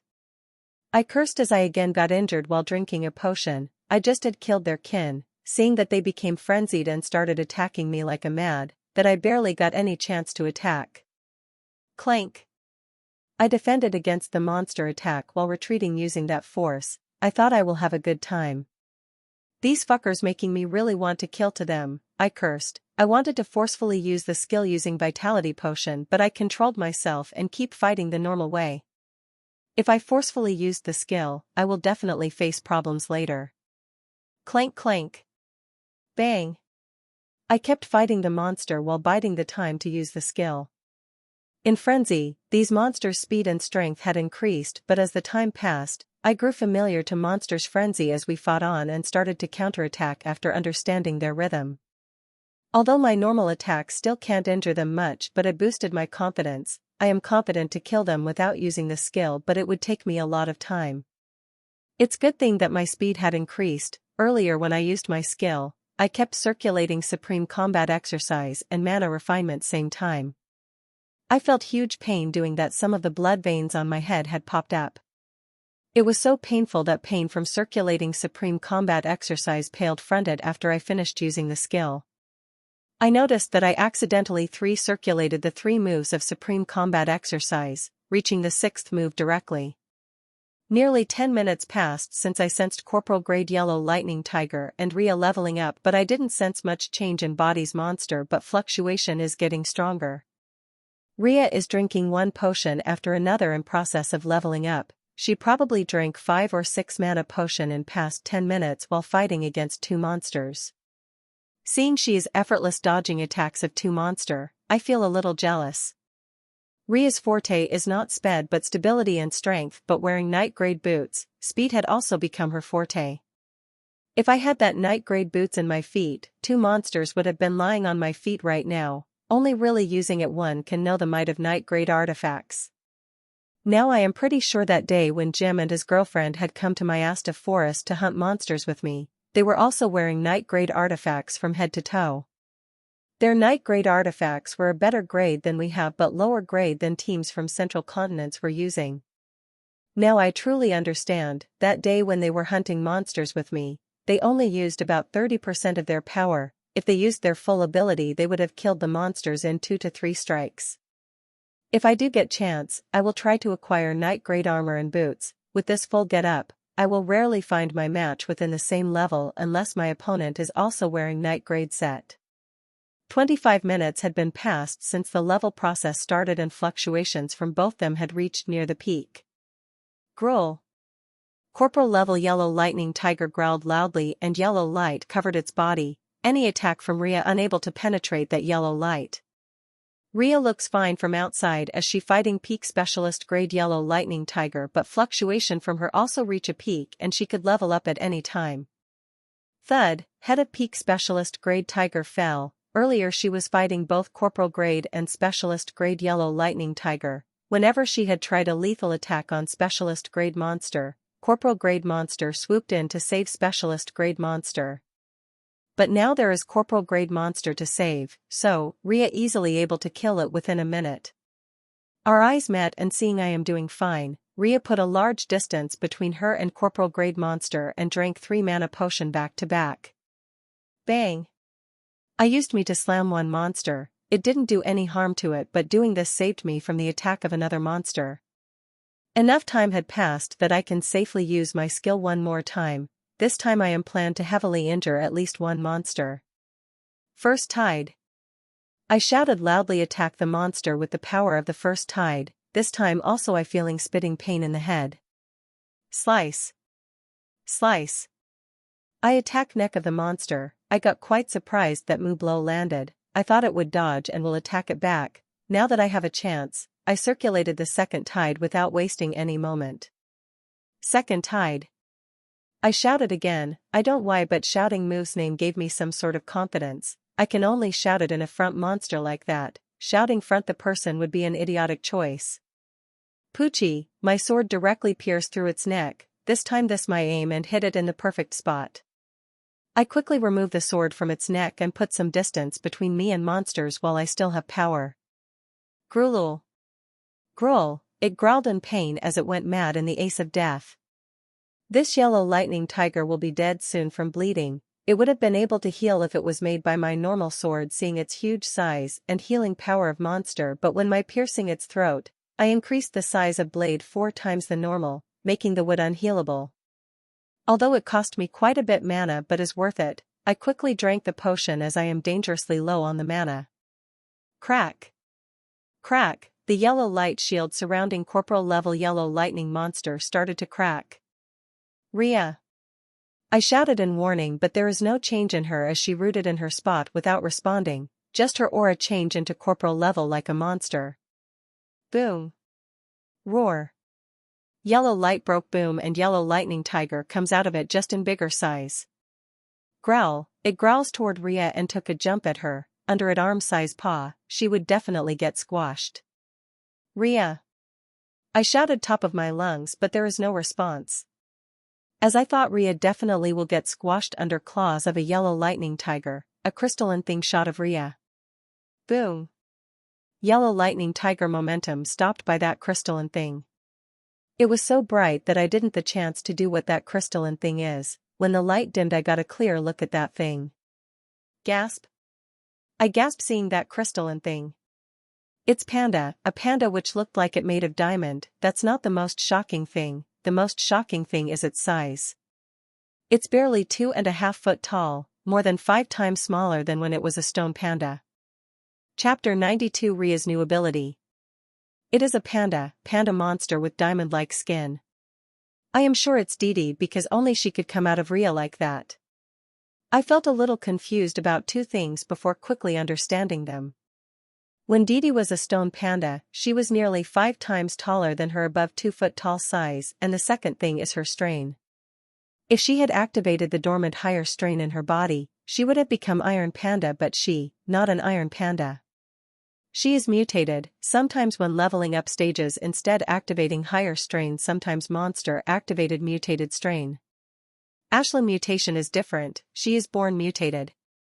There are many things related to monsters that shocked one to the core sometimes. Although every mutation brings good qualities isn't true, sometimes abilities of monsters regressed in mutation, but clearly Didi's abilities had taken a huge leap. Despite being an initial level of corporal grade monster, she was able to stop the blow of strong mid-level corporal monster head-on without getting injured. That is a testimony of her new abilities. Stone pandas are an average monster, but looking at the performance Didi's diamond form, she can definitely include in the elite monsters list. Growl. The monster growled in frustration seeing its attack had failed and attacked again, but this time Rhea had come to herself and charged toward the monster.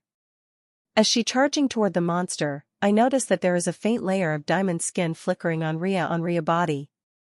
I got quite surprised seeing that. When Didi was a stone panda, she didn't give Rhea any power except for enhancement in strength and defense, but looking at a layer of diamond on Rhea's skin, I am sure Rhea got diamond skin ability from Didi this time. I sucked a deep breath at that thought. She was already powerful, to begin with, and now gaining diamond skin, a top defensive ability, she had become even more powerful. I really want to see how powerful Rhea had become now that she had leveled up to corporal grade. Bang! Rhea crashed with a yellow lightning tiger head-on, although she had taken steps back after still clashing with Minster head-on without receiving injuries shows her formidable offense and defense. Even I when fighting against the monster front of me did not clash with the head-on. I always use my shield, and whenever I used my sword for defense, I used in a way that I receive minimum damage.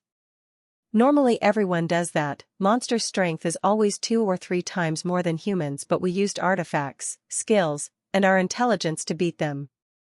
Rhea probably clashing against it head-on because she wants to test her strength, otherwise, she wouldn't have asked Didi to stand by. Thud. The yellow lightning tiger fell on the ground withering in the pain as it was dying due to blood loss. Growl. Growl. The corporal grade and specialist grade both monsters growled in anger seeing their kin fell. Corporal grade yellow lightning tiger had rushed toward me, but it stepped by Rhea in midway. Growl. It growled at Rhea fiercely and attacked her, but she countered its attack effortlessly. Like me, Rhea's normal attack can't heavily injure the corporal grade yellow lightning tiger, but she used skill. She can definitely kill it with the power of the third strike. She could have easily killed right after leveling up, but she is using it, dummy, to get control over its strength. When she felt she had enough, she will kill it using the skill. Now I have only one monster to kill and I am confident in killing it within half an hour. Slice. Slice. I keep attacking, but other than normal wound nothing happened to the monster. Only using skill can I do any real damage to them, but to use a skill I have to wait for 15 minutes more. Growl, feeling frustrated that any of its attacks aren't landing on me, it attacked me again. Despite its ferocious attacks, I am easily able to dodge its attack because of supreme combat exercise. Earlier when used skill, like before, I kept circulating supreme combat exercise and refining mana. Just like when I used the skill before that, I felt pain as if thousands of hammers striking inside my head, but rushing power of skill had diverted my mind from pain or I would have directly fallen unconscious. When I check which moves of supreme combat exercise I reached after performing the skill, and I was quite surprised to find out that I advanced 4 moves and my circulation had reached. I am so happy knowing this, not because I advance 4 moves again, but I had found the new way to advance moves of my supreme combat exercise.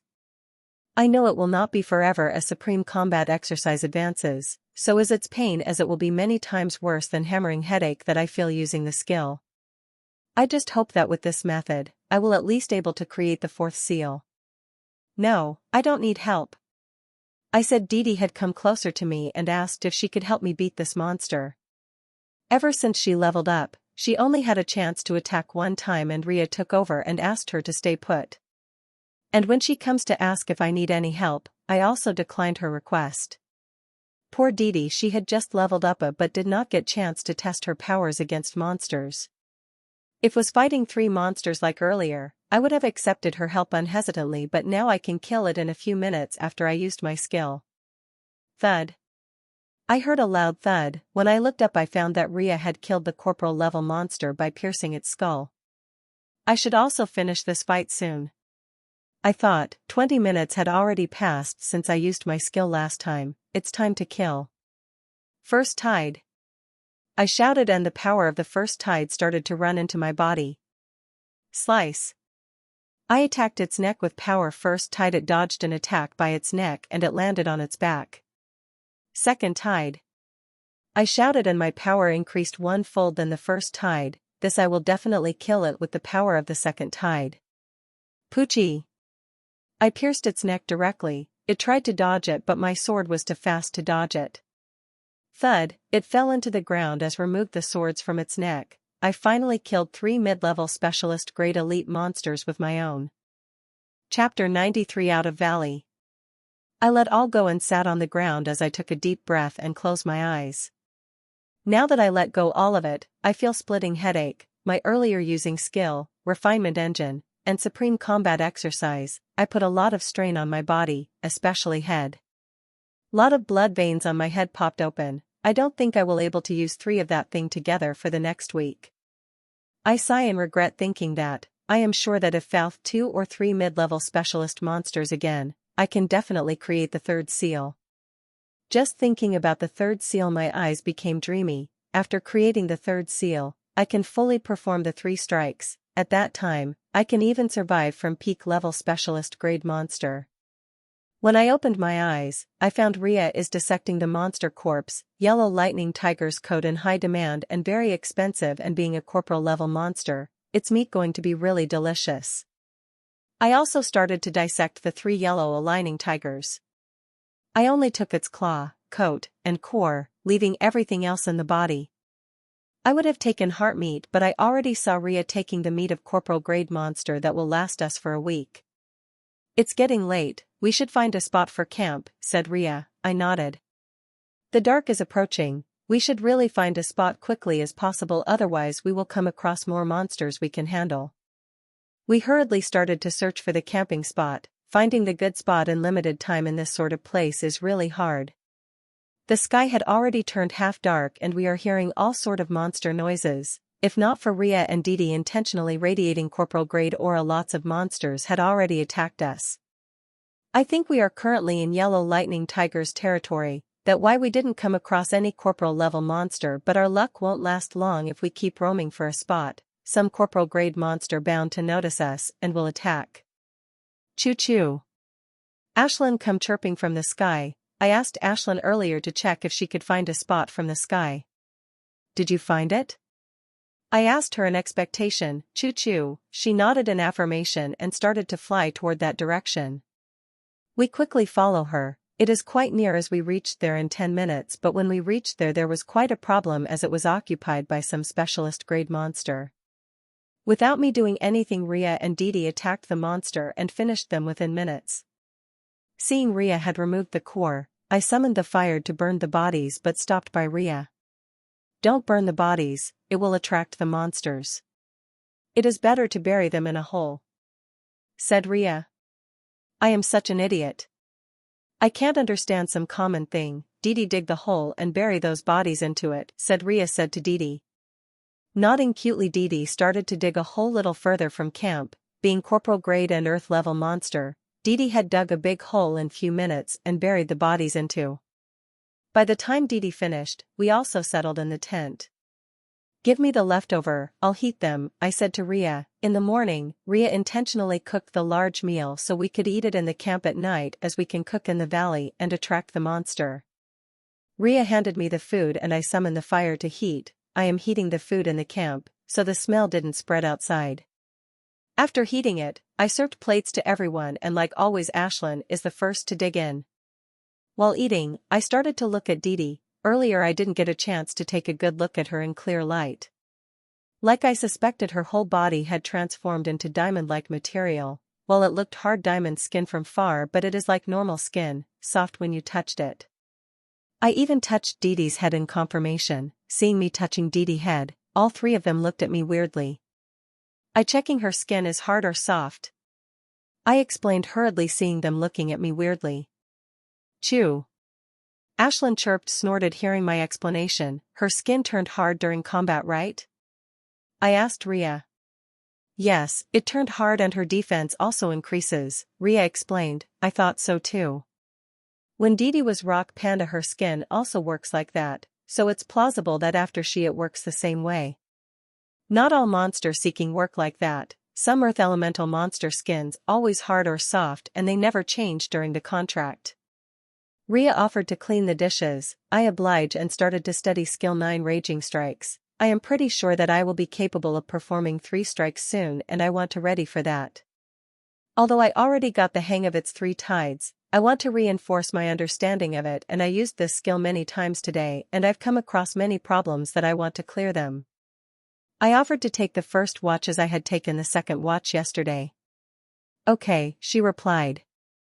After 2 hours studying 9 raging strikes, I clear all my doubts that were bugging me. Seeing I made enough progress in today, I closed its folder and opened folder Blazing Strkes2. Blazing strikes, being night grade skill, is very complicated and one can't understand it in a short amount of time. Still, I study it a few hours every day. I had woken up Rhea after the time of my watch over. I fell in sleep soon after waking Rhea up. I woke at dawn to find Rhea is already ready. I quickly freshen up and took out packet food to eat as breakfast. Although it is tasteless compared to cooked monster food, it is our only option in the forest. Ashlyn didn't want to eat that, demanded that I cook food for her. Getting angry, I gave her choice: either eat it or stay hungry we get out of the valley. She reluctantly ate that but stayed angry at me. We packed our camp and started to travel after seeing enough light, as we want to be out of the valley by the afternoon. On our way out the valley, we come 2 corporal level monsters, one initial level while another is mid-level, but Rhea handled them. While those special level handled by Didi, that I had only killed 2 specialist grade monsters. I can see the end of the valley as Rhea and I hastily walked toward it not a walk but near jog. Finally, I shout out loud as we walk out of the valley. Chapter 94 Swimsway. I couldn't control myself and let out a shout of happiness as I got out of the valley with Rhea. I was high on my nerves in the last 1.5 days. Only after getting out of valley did I felt safe again. I opened the map and checked for the location of a small lake that we have trying to reach past few days, and from the map I can see that we just have to walk for a little more than an hour to reach there. We picked our pace without wasting time, although it not necessary for us to go there as our main objective to find a way to reach home, but now that we have to know about gathering from Andrew and Neil. We still want to go there if someone is there or not. It will be good if we found someone there as well companions on the way to gathering, and even if we did not find anyone there, we will make the journey toward the wasteland, although it will be dangerous. What choice did we have? As time passes, the lake appeared before our eyes. Walking near it except for a few monsters, we didn't discover any human. Didn't that tree stump little odd? I asked as we found a large tree stump near the lake, as there are no large trees near the lake. Yes, really odd, she said. We walked toward the tree stump. As we drew near we noticed that some paper sticking on the tree stump. It's the paper. The same paper that Andrew and Neil showed us, which marked the destination of the gathering. Someone must have left it here, others to find, she said. Yes, looking at all signs around here, there were a lot of people here yesterday. If we had arrived here yesterday, we would have able to catch up with them, I said. Let's look around the lake to see if we could find anything more, said Ria. Okay, I replied, and we both started to look around the lake yesterday. The lake serene, except for few low-level monsters. There is nothing else. This small lake should be the territory of corporal-level monsters and its specialist-grade minions, but there's no sign of it. They probably killed and hunted then eaten by the adventurers who stayed. Except for few footprints and snack packs here and there, I didn't see anything. Did you find anything? I asked. No, there is nothing. She replied, I have expected we find nothing, but there is also an exception and don't want to miss anything. We should set up a camp. She said, right. I said and started to find a good place to set up a camp. I soon found a good spot and activated tent artifact there. We both are feeling tired and wanted to rest a little, especially Ria as she fought most. I'll cook today, you should get some rest, I said when I saw her making for cooking. She didn't deny it, seeing firmness in my voice. I'll take a swim first, she said. Went inside the tent. Ashlyn, keep an eye out, I asked Ashlyn, seeing she is lazily resting on the roof of the camp. Choo choo choo, she chirped in annoyance as she still isn't talking me since morning, but seeing I am making food, she stood up on her tiny little legs and started to fly around the tent. As I am preparing the food, Ria comes out of the tent wearing a swimsuit. I looked for the second and looked away before she can notice me staring at her. Despite looking away after taking a look only for a second, the memory of Ria in swimsuit had itched in my mind. Ria is only 17 and hadn't fully matured yet, but she still looked stunning. Her perfectly toned body without ounce on fatted, her breasts that hadn't fully grown but still looked full, that one wanted to do countless things with them. As Ria walked toward the lake, I got the clear look of her perfect back and her ass, and it feels amazing. Although I don't have any feelings for Ria other friend, but seeing a beautiful girl in a half-naked cloths, anyone's emotions will rise, especially 16-year boy who is high on hormones. And that swimsuit didn't help either. It is very revealing, that left little to the imagination. We have found this swimsuit with some other girls' clothing in Neil and Andrew's camp. They must have trapped some poor girl in their vicious scheme to have ladies' clothes in their camp. I quickly controlled myself and cast out Ria's half-naked form out of my mind and fully concentrated on the cooking. I had learned a lot from watching Ria and Andrew cooking, and I am quite sure in few days of cooking and my cooking will equal to Ria's. I am thinking of taking weekly cooking classes if I am successfully able to leave this realm. Only after living in the forest this week I knew the importance of good food, and if I am able to leave this realm alive. But before that, I have a head home. Sunday has been passed, and seeing I hadn't called and received their call, my parents must be worried sick. To pacify their worry, I have to head home and see my haul this time. I can definitely bring back lots of gifts back home. Soon Ria comes out of the lake with water dripping from all over the body. It will be very hard to sleep tonight with this memory in my mind. You should rest a little, lunch will be ready in half an hour, I said after keeping my emotions in check. Soon lunch is ready and I called Ria and Ashlyn to eat. In the morning we only ate some packaged monster meat. We quickly finished eating. After eating I also take freshening dip in the lake, as I had had a proper bath since the cave I found Ria in. After bathing and we packed the camp and walked toward the wasteland, as we have only 7 days to cross the wasteland to reach the Sint Forest. Chapter 95, The Great Lemi. It's been 3 days we have been walking in the wasteland. It is very hot that we have to drink water every half an hour and we don't have any form protection from this intense heat. It's good thing that we don't have to worry about the water as we had packed enough before venturing into the wasteland. My skin had become dry and I had parched lips, this journey really getting on my nerves. Sometimes I feel like throwing all down and then crush them with my feet. The wasteland is so hot that Ashlyn, who always liked to be outside and cooped up inside me, no matter how many times I called her to come out, she wouldn't listen. She only comes out at evening and integrates into my morning as it started to become hot. We had expected to see someone as we journey toward wasteland, as nearly 5,000 had entered this realm, but we saw no one. Fucking shit. This realm is so big that we can hardly come across anyone, and the only highlight of the day when some sand monster or bird monster attack us. That is the only time that I forget about this fucking heat and fight to forget all this. I sighed as looked at the time in front of me. There are 2 more hours till evening. That means we have to walk 2 more fucking hours. I try to pass the time by reading and watching movies and videos in my holowalk. I just have to brighten it a little to see clearly in bright daylight. I feel little weird doing that at first, not to say dangerous, as any sand monster could attack us at the minute, but I succumb to boredom and forget the danger that might attack me out of nowhere. Although it felt weird watching movies and videos while waking in this dangerous environment, but seeing it is the only way to pass the time as I walk. Seeing me, Rhea also started to do that to pass the time. Time passed on and soon 2 hours over and the sky started to darken and we set the camp. If we walk this speed, we will reach the Sind Forest 3 days later, she said as she studied the map.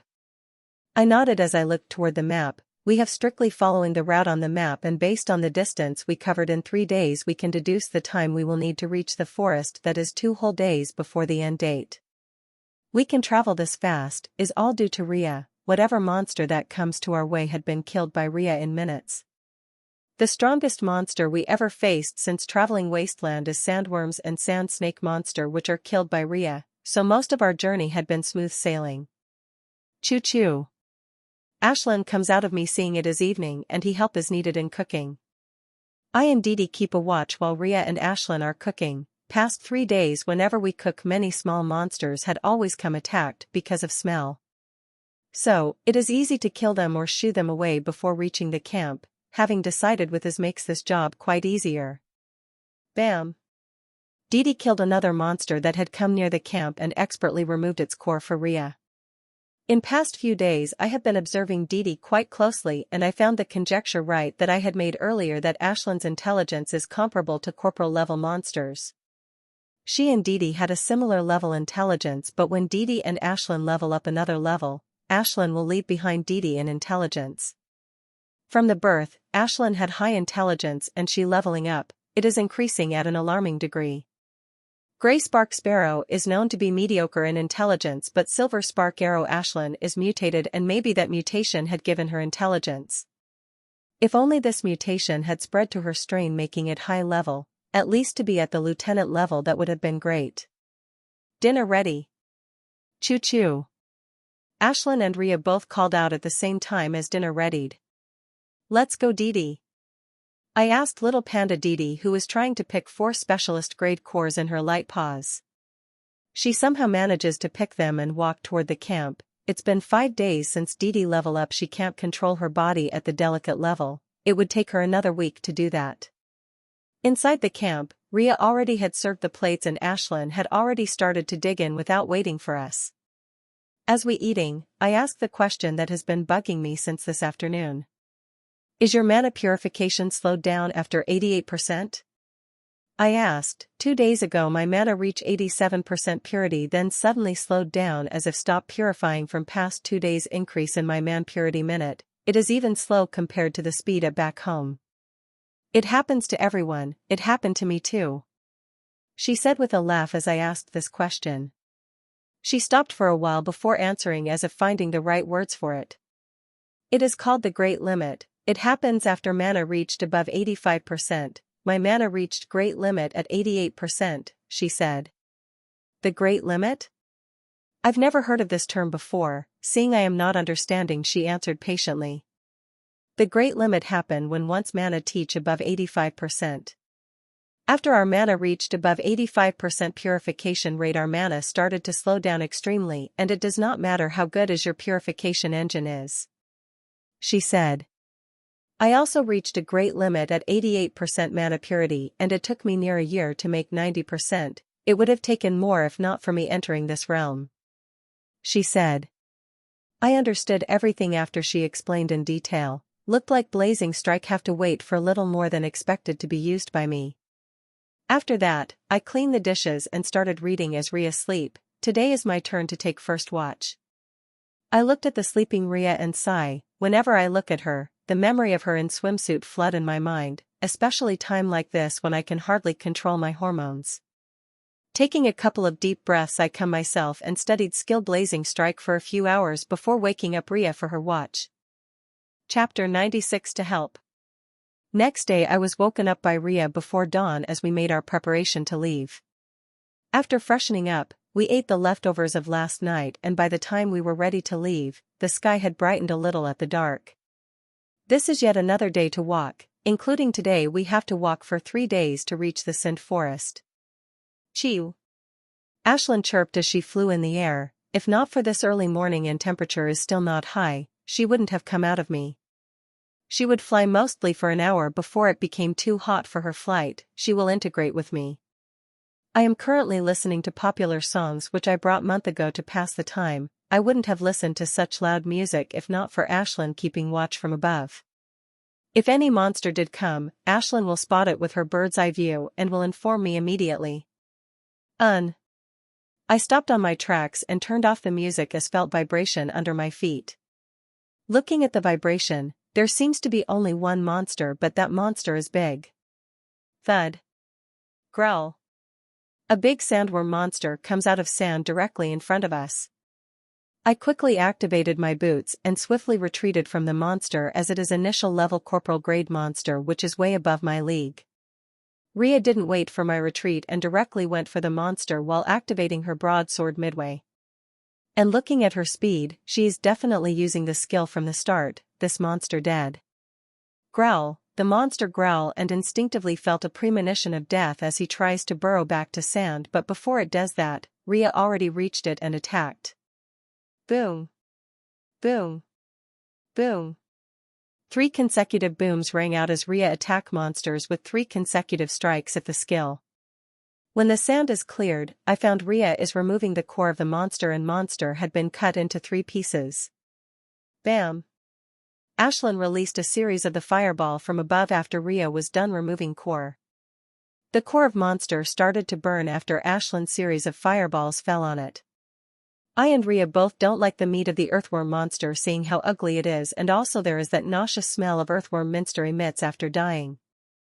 We didn't take a single look at the monster and started to walk as this had become a common occurrence. Whenever we come across any monster, especially corporal grade monster, Rhea attacked it directly, and after killing it and removing the core, I burn the monster's body and we move on. We come across 3 or 4 times such occurrence daily. Most of the time it is single or 2 monsters, but sometimes a group of the monster also attack. That time 4 of us have to fight either to fend off or kill the group of monsters. Sometime later, Ashlyn integrated into me due to the temperature being too hot. Walking in this intense heat, I sometimes wondered why humans can't integrate into a monster. That would have made my life much easier. I would have forced Ashlyn to fly in the heat for at least a half a day while I rest inside her. That would have been great. Chew. Ashlyn chirped in a snort as she felt my thoughts with our connections. I am just joking, Ashlyn. I said in pacifying tone, but she ignores it without saying anything. I just smiled and went back on reading. I am currently reading Herb Encyclopedia that I asked from Rhea. I have pitifully low knowledge of herbs, and as we were going to the Sand Forest, I am pretty sure that we will enter the forest, and when we enter the forest, I don't want to miss precious herb that will come at my way. I know it is far-fetched to hope I will find any super expensive herb, but there is a no loss in reading the Herb Encyclopedia and it will help me identify some rare herbs. It's been 2 days I've been reading this book for a few hours a day, but still, I wasn't able to finish 10% of it. I don't know how that alchemists and potioneers memorize these tens of thousands of herbs to smallest details. Some herbs have so weird names that pronouncing them is difficult, much less memorizing them. Take this Okebduempri, it is extremely hard to pronounce them. Taking a deep sigh, I kept reading them. I don't memorize this herb, I just try to make myself familiarize with them so when I come across that herb gave me familiar feeling, I can pick the herb and search about it later. Not only I ask her about her encyclopedia, but I also ask for ors as well. I entered this reel accidentally, but when I leave, I want to leave with fortune, and for that reading, these books are necessary no matter how boring it is. I read both of the encyclopedia a few hours a day both to gain knowledge and to pass the time. Time passes on and now it is mid-afternoon. This is a time when the temperature at its peak. If you threw the water on the surface, it will start boiling. That's how hot it, especially in the middle of a wasteland. Normal private grade evolvers won't able to cross this wasteland alone, they will die before they could ever reach the middle of it. Thud. Rhea killed another monster. This is the 6th corporal level monster we encountered today, and just an hour ago, I killed 2 specialist grade monster. We are encountering monsters frequently today. We had already encountered 6 corporal level monsters and 19 specialist grade monsters already, and it's only afternoon.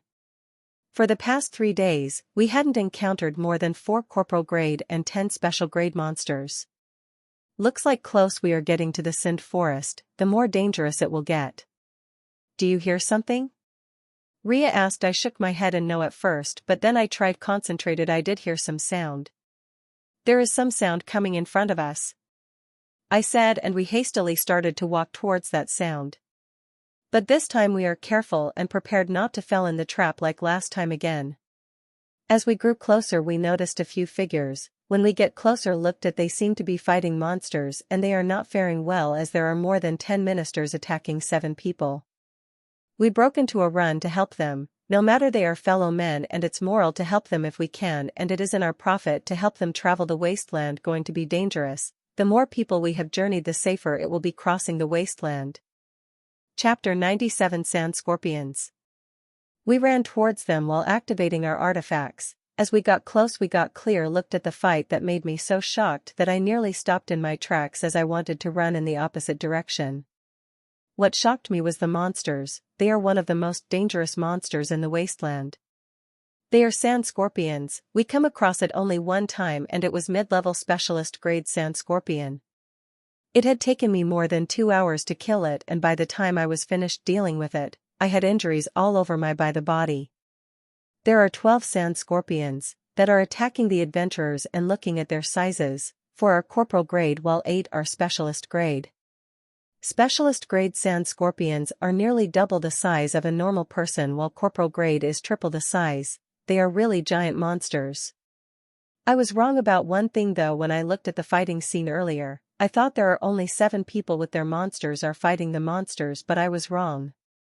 There are 2 more, a boy and a girl are laid on the ground. They are either dead or unconscious. Of the 7 people who are fighting the sand scorpions, 4 are specialist grade and 3 are corporal grade. Of the 7 people, the highest level boy who is at mid-level corporal grade and is fighting against 2 initial and mid-level scoring alone. Except for 2 in aqua blue clothes, all are in dire need of help. If they did not receive any reinforcement or not have any strong trump card, then they will die within an hour or 2. There are no running away from these monster. The wasteland is their territory. They can easily follow you, wherever you ran. Seeing Rhea and me running toward them, hope had arisen on their face for a moment, but seeing we are only 2 of us and I'm only at initial level specialist grade, their faces fell as they did not expect much from us. I had activated both my knight grade sword and shield as these scorpions are elite monsters. We decided not to show specialty of our knight grade artifacts like size manipulation and instant activation and deactivation. We are helping them now, but once our fight is over, greed can rise in anyone's heart. So, Rhea and both decided while on the company of outsiders we will refrain from showing the special trait of our artifact. When we were 50 meters away from the fight, Rhea and I separated as we had already chosen our opponents. She is moving toward the corporal grade evolver who is fighting against 2 sand scorpions, and I also moved toward the girl and her monster who is also fighting against 2 monsters. That girl was so busy dodging pincer and stinger of 2 scorpions that she didn't notice that coming to help her. First tide. I shouted the skill name in my mind as I am 20 meters away from my fight. My speed suddenly increased as I activated the skill, but this will not last long as first tide's power will only last for 3 seconds. With the power of the first tide coursing in my body, I swiftly ran toward the sand scorpion while avoiding its pincers. Boom! Crack! I directly attack its head and a layer of sand cracked a little. Second tide. I circulated the second move as I saw poisonous stinger of the scorpion coming toward me. There is no way to dodge despite the power of the second tide causing through my body. That stinger is too fast and closing on my swiftly. All I can do defense with my shield while being careful of its pincers. Bam! I defended my shield and used that force to put some distance between me and scorpion to put some distance between us. Boom! As I am retreating, Azure Stag of that girl attacked Scorpion's head with its horns. Stag monsters are known for their nimbleness and fast speed. It took the stage a single second to attack and retreat. No wonder that this girl is without much injury and survived 2 mid-level sand scorpions despite being at initial level specialist grade evolver. With such speed and nimbleness, she can survive peak level specialist sand scorpions, much less 2 mid-level specialist grade sand scorpions. She flashed me a grateful smile and attacked the other sand scorpion with her stag monster. Quickly drinking potion, I continue my dance with the sand scorpion. It is very difficult to fight sand scorpions. Aside from its 8 legs which gave it free movement, it has 2 sharp pincers which can crush me in the single move if I get caught in them. It also has a super fast tail with a poisonous stinger. If I got hit by it, I will be good as dead. Choo choo. Ashlyn suddenly comes out me, which startles. Usually she stayed inside me till evening and didn't come out even if I am fighting. This time she comes out on her own. I thought she would help me fighting the monsters. Although her attacks couldn't do any damage to the sand scorpion, it will at least annoy it, but no, she didn't give the second glacé to me or sand scorpions as she flew into the air and started hovering around the fight scene. I wanted to ask her, but the stinger of the monster came at me so suddenly that leaving me no choice to defend against it. It's not even giving me a second of rest. It had very fast speed with its 8 legs and it can do super fast attacks with its pincer and stinger. Fighting it, I feel like I have become Monkey who was dodging its attack one after another. Yes. I shouted in happiness in my mind as I circulated to the 16th move of Supreme Combat Exercise. I have been trying since yesterday, but the pain is so intense that I failed every time. Ever since I had entered the wasteland, I've never used skill. Supreme compete for exercise and refinement engine same time. Although that method helps in advancing moves of Supreme Combat Exercise, it also put a lot of strain on veins in my head. Its damage had been so bad that I still feel a slight headache at nights. I had decided to wait until my head stopped hurting at night before using that method again. I don't want to have any lasting injury that will leave problems for my future practice. Chapter 98, Dancing with the Death. The battle against Scorpion had been going on in full force, but no sand scorpion had been dead yet, but it will be soon. The 2 people had been laid unconscious had also got up and joined the battle because that the pressure on those who were surviving against 2 scorpions had lessened. The purple suit boy who had been fighting against 2 corporal level sand scorpions got help from Ria, which has given him enough time to feed the antidote and healing potion to 2 poison people. Within 10 minutes of drinking potions, their condition becomes good enough to fight with scorpions again. It has been 20 minutes since I used skill. I just have to wait for 5 more to use it again. The sand scorpions are a lot harder to deal than the sandworms and snakes. These sand scorpions not only have speed but also great defense. When earlier I attack its head with the power of the first tide, but all I able to make a slight crack on its defense layers. It is very difficult to kill it. The best way to kill scorpion is to cold cuts its tail and then pierces the sword through its eyes. Stars and twilight. I heard in a soft voice when I looked from the corner of my eyes. I saw that purple suit girl's sword is coated in gray twilight and faint stars could be seen twinkling in it. She nimbly went near the scorpion and attacked near its head while swiftly dodging its stinger and returned back before layer twilight on her sword isn't yet to be disappeared. I am a little shocked seeing that her skill's power is a little greater than the power of my skill's first 2 tides. Her attacks had left visible marks on the scorpion. The only bad thing is this girl is little inexperienced in fighting, or those 2 attacks of her would have been way more lethal if they had landed on the perfect spot. After she attacked, her stag monster also attacked the sand scorpion without giving it chance to retaliate against its master. Compared to a sand scorpion, that stag monster is way too fast and nimble. I quickly concentrate on my fight, seeing sand scorpion's stinger coming toward my direction. Crack. Shit. I cursed out loud as my bone cracked by sand scorpion's pincer, which attacked me from the right side. Thank God. That is his bone by hip, not of shoulder, else it would have really affected my fight against sand scorpion. I have to be careful against it in the future. One injury in the wrong place can completely affect my fight against it. Soon the 5 minutes passed and I am free to use the skill, but I did not use it immediately but waited for a good moment to strike. Not soon after, the opportunity had arrived and I quickly activated my skill. First tide. I shouted loudly, no matter how weird it felt shouting the skill's name out loud, but it helps a lot mentally. Whoosh. I dodge its pincers as I move toward its head with the power of the first tide. But this time Scorpion was ready and attacked with stinger, so I could not attack it head, but I laughed seeing this because it behaved the way I wanted it. Second tide, with the shout, power of the second tide started coursing through my veins. With the power of the second tide, I took the jump and landed on the scorpion's back and moved toward its tail. Its tail is fast but not flexible, as it cannot reach toward its tailbone, and there is no question about its pincers reaching there. I smile after seeing Scorpion moving here and there to shake me off its back. Bang! Crack! My attack landed on its tailbone, nearly cracking it in the half. After this, Scorpion's tail will not be fast and agile as before, and every time it will move its tail, it will feel immense pain. From the start, my target was its tail. As long as I cut its tail, the sand scorpion will lose more than half of its power. With its stinger gone, its pincer will not be much threat, as their range only half of that of its piece. I quickly jump off the scorpion from its backside, but sand scorpion had quickly turned with its 8 legs and started to hound me like a mad dog. It even using its tail despite being its half cracked. I am barely surviving its attack, and my boots and shield is busier than my sword. I sensed the moment on corner of my eyes. It was stag monster of that purple clothed, as it is speedily moving toward its direction. Attack on its tail. I shouted, seeing it is moving to attack towards the head. It starts at first with my loud should, but nimbly changed her course and attacked towards its tail. Bang! It hit the same spot on its tail that I hit earlier, damaging it further. Well, at least this monster is better than her master. The monster has a better battle instinct than its master.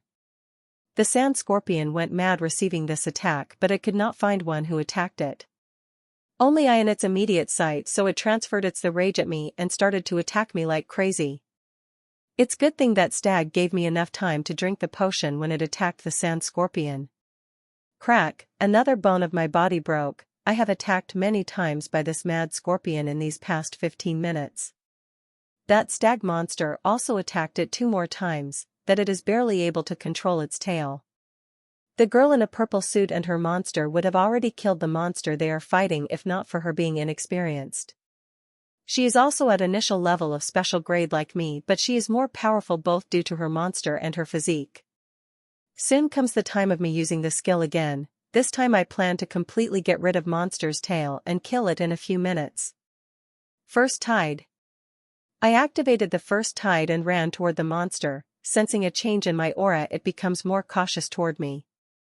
The tactic like last time won't work, as it has already become very cautious around me. There is only one way, but it will be very dangerous. I ran toward it, but as it moved its pincers to attack, I smiled fearlessly and ran toward the pincers. Second tide. Upgrading to the power of the second tide, I did not dodge the pincers, instead jump on them. The pincers were so fast that even Scorpion could not change their course. Thud, leveraging my feet against its pincer, I took the second jump towards the back. That was a really dangerous move. If a slight mistake occurred in my calculations, I could have directly dived into those pincers and cut into 2 pieces. I am in midair with a sword in my hand when I saw Scorpion's stinger coming directly at my head. If I didn't do anything, I will surely die by its stinger. Without panicking, I started to think of the way to escape, as dodging the attack in midair is really difficult and normal methods won't work. When Stinger only an inches away from me, a really dangerous idea comes into my mind and I didn't it will work or not but I don't have any choice if I didn't do it then only death is awaiting me. I released a blast of fire from my waist and used that force to whirl my body in midair, dodging its stinger by fingernail distance. It was a really dangerous gamble. I hadn't used my fire ability in days in combat as at little to no use but just now it helped dodge the death. With the power of flip, my speed increased more as I dived downward towards monster's tailbone. I still haven't forgotten my aim. With the whirl that I've done in the air moment ago, I am a much better position to attack than before. Kapak. Thud. With the power of the third strike, I attacked the sand scorpion's tail, cutting it directly from the tailbone. Thud. I fell heavily on the sand and found Scorpion screaming shrilly while coming at me with vengeance in its eyes. I am finished. I have no way to dodge this attack but suddenly a sting came to my rescue and attacked the monster's head, giving me enough time to flip in the sand and get up. Chapter 99 Killing Sand Scorpion. With Stag Monster's attack, I got enough time to get away from the monster and throw a potion bottle in my mouth. My eyes flashed with envy seeing young stage monster hopping here and there with its speed and agility. Scorpion's eye is red and it looking at me in vengeance. It's good thing that I had cut off its tail, so there is a lot less pressure on to defend against. Wish. Dodging its pincer, I jumped on its back, although my normal attacks can't do much its defense and there is also strong layer protection on its eyes also, I will need both speed and strength to pierce its eyes. Dumb beast, I am here. I shouted as pierced the wound on its tailbone one more time. It absolutely went mad suffering repetitive injuries from me and tried to burrow into the sand but I pierced its wound one more time to make it angry stop from burrowing in the sand. With its pincer gone, it can't do anything to me as long as the back, where it was, at that place its pincer can't reach. I kept attacking its tail wound and whenever its pincer's away, I would try to attack its eyes but it is very hard. Its is very sensitive, whenever I try to attack it, it will form its defense layer. The defense layers on its eyelid are strong as its head, no matter how hard I try, I would only able to make scratches on it. Without the power of skill, I will not able to do anything to it. The scorpion that Rhea fighting is at its last legs, she would be able to finish it within a few minutes. Not only she, but Didi is also helping one boy fighting an initial level sand scorpion. The whole fight's going in the frenzy, one could die if one made the slightest mistake. My luck was good earlier that stage monster of that purple suit girl saved me earlier or I definitely would have to lie in the pieces. Except for the girl in purple, all people here seem to be quite experienced and fine, this girl must have been quite sheltered to not have fighting experience. Thud. One sand scorpion fell dead on the sand as it is killed by a boy who is wearing a similar purple suit as the girl. After killing first sand scorpion he ran toward one girl who is having difficulty against corporal level sand scorpion. As the fight goes on, Rhea also killed the sand scorpion she was fighting and went to help another fighting corporal level sand scorpion. There are still 15 minutes till I can use my skill again. If I had 3 seals of exercise, 5 minutes breaks would have been enough between using the skill. Whoosh! I dodge another pincer of the monster as I am trying my luck on its eyes. I have to say, it'd been more than an hour since I started a fight with this sand scorpion but there is a decrease in its intensity of attacks. Even after me cutting its tail, its speed and rhythm did not decrease, instead increased. I have dank 3 potions since I started fighting this monster to fill my refinement engine with mana. This is one of the things men always jealous of monster, within save level even a normal monster had nearly 5 times mana that of mana and they're no talking about the elite monsters. Clank, while fighting, I also kept eye on the Ashlyn as she roaming the sky around the fighting scene. I asked her why she comes at me at this where the temperature is very but she didn't answer and kept flying around the scene. I sometimes wanted to beat her arrogance out of her. I don't where she got from, since the time of her birth she had been arrogant as if looking down on everything. 10 minutes till I can use my skill again. No matter how much I try without skill, it is very hard to kill these sand scorpions. I sometimes wonder if I would have able to survive in this realm if we hadn't got a skill from Andrew and Neil. I would have been very hard and maybe we both have died, especially when we were fighting yellow lightning tigers in the valley. Coming back to the present, all is going relatively well, the fights are turning in the favor of us, especially after 2 corporal level scorpions dead. After remaining 2 corporal level monster dead, all 4 corporal grade evolver can easily kill remaining specialist grade monsters. But it would take time. I hope to kill this sand scorpion on my own without getting help from corporal level evolvers. I have only one chance to do when I used skill. I have to use the skill at the perfect time so could kill it in the one move. It is time, I said as the interval time of using the skill is over. Now I just have to make strategy and wait for forfeit time kill it. I again jump off in the back and stayed where its pincers cannot reach me. As I waited, 5 minutes later I got perfect chance to attack it. First tide, I shouted, and the power of the first tide coursing through my body. Since the hike in my energy, Sand Scorpion became an ally after sensing my hike in energy. This time strategy is quite simple. I will act like I am going for the eye, but when trying it pincer in defense of its eyes, I will flip in the air and pierce its head with the power of the second tide. As I ran toward its eyes, it moved pincer in defense of it, but sudden as if it predicted my strategy, it put pincer on its hearing. Second tide. I did not dwell on it much and activated power of the second tide since it had given me its eyes. Let's see if the power second tide can piece the defense lawyer of Ida closed eye. Ah! I screamed loudly as bring down my sword with all the power I had in me. The tip of my sword touched the protective layer of it, felt resistance. Without caring, I put all mana I have in me into the skill to increase its power. Poochie! With an increase in power, my sword directly pierced through its eye, killing it wholly within second, without giving it any chance of resistance. Thud. The scorpion fell with a thud as I still on its back, gripping my sword tightly with my hands. Chapter 100 Sandstorm. Strong hot wind had instantly dried all the sweat I had on my body. The wind had risen this past hour. It would have been very nice if the wind had been a little cool. The hot wind of the desert feel lacerating on the skin. I tried to stand with the help of my sword but failed due to weakness. I am drained both in mana and physically that I don't want to lift a finger. Still, I move my hand toward my pocket and remove 2 potion bottle. One is mana potion while other is vitality potion. Vitality potion will help me remove my physical weakness. Opening the bottle, I drink 1 potion and another and wait for them to take the effect. Slowly weakness of my body recede and my mana also starts to enter the refinement engine. 5 minutes later, I had enough energy to remove my sword from the eye of the sand scorpion. When I look around, people are still fighting the monster and I got quite pleased seeing I am the only one specialist grade evolver that had killed the monster first.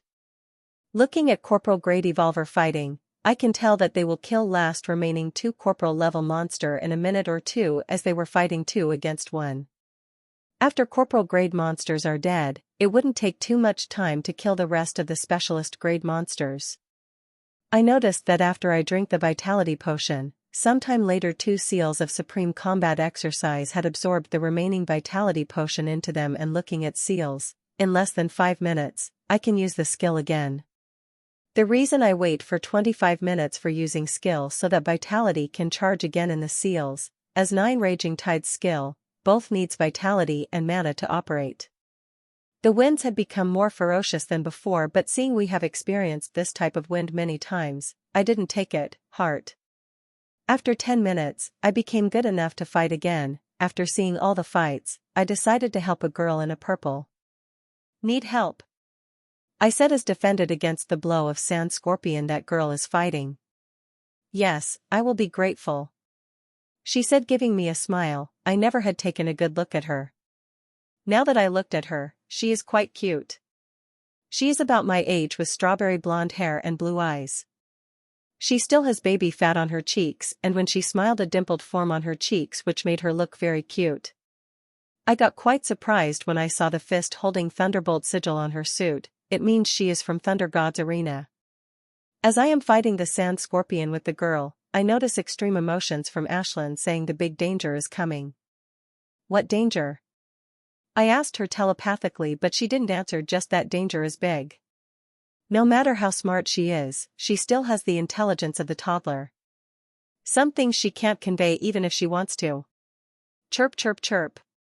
She kept chirping loudly that people started noticing. What happened to that little bird? Is that silver birdie went mad? They said, seeing loudly. What happened? I heard Rhea asking loudly as she is a little far away and wind a little strong. She said the big danger is coming? I shouted. Rhea nodded, and suddenly her attacks and speed become even faster. Look, she was holding back something. Do you want to kill Sand Scorpion quickly? I asked Purple Hair Girl. I myself would have killed this monster in my time, but after hearing Ashlyn's warning, I decided to help the girl killing this monster. She had been fighting this monster for quite a while but didn't even manage to seriously injure it. Looking at her attacks, she is definitely more powerful than me despite both us being at the same level. If she had the little battle experience, she would have finished this sand. Okay then. Tell your monster to hand its pincer and I will handle its stinger. Tail, all you have to do is activate your skill and pierce the eye of the monster using all your strength. I said. And remember, I can hold off that tail for 6 seconds. I stated. Bitsy, hold off Scorpion's tail pincer for few seconds, will you? Said girl lovingly to her stag monster. Her monster neighed in affirmation and looking excited. Ready then? I asked. Their girl in purple nodded with a serious nod. First tide. I shouted as I activated the power of first and jumped on the scorpion's back as stag monster is holding back its pincer. Second tide. I activate the power of the second tide as stinger is coming toward me. Bang. I defended against it, but suddenly it taunts back and move her towards its. I know that girl arrives near its head. Aha. I screamed loudly and attacked the tail of a scorpion, to obstruct it from attacking the girl. Clang. I felt a large amount of traveling to my arm as I obstructed tail. Stars and twilight. I heard behind my back and I know that girl is using her skill, but the tail is also coming toward her again. Power of skill is gone, I have to defend against with my own power, I thought, and readied my shield to defend against it. Poochie. I heart and scorpion slumped on the ground, but tail still coming and I have obstructed it. Bang, my shield closed against the dead scorpion tail and next moment, I flew away from it back and crashed on the ground while having some fractured bones and blood in my mouth. But when I standing up from the ground, I saw a faint cloud of dust at very far away, but it is slowly coming toward me. If one doesn't look carefully, one would not notice it from this far away, my gaze just lucky to spot. I immediately made a connection with it, heavy wind and Ashlyn's warning. Sandstorm. I should top of my lungs with extreme fear in my voice.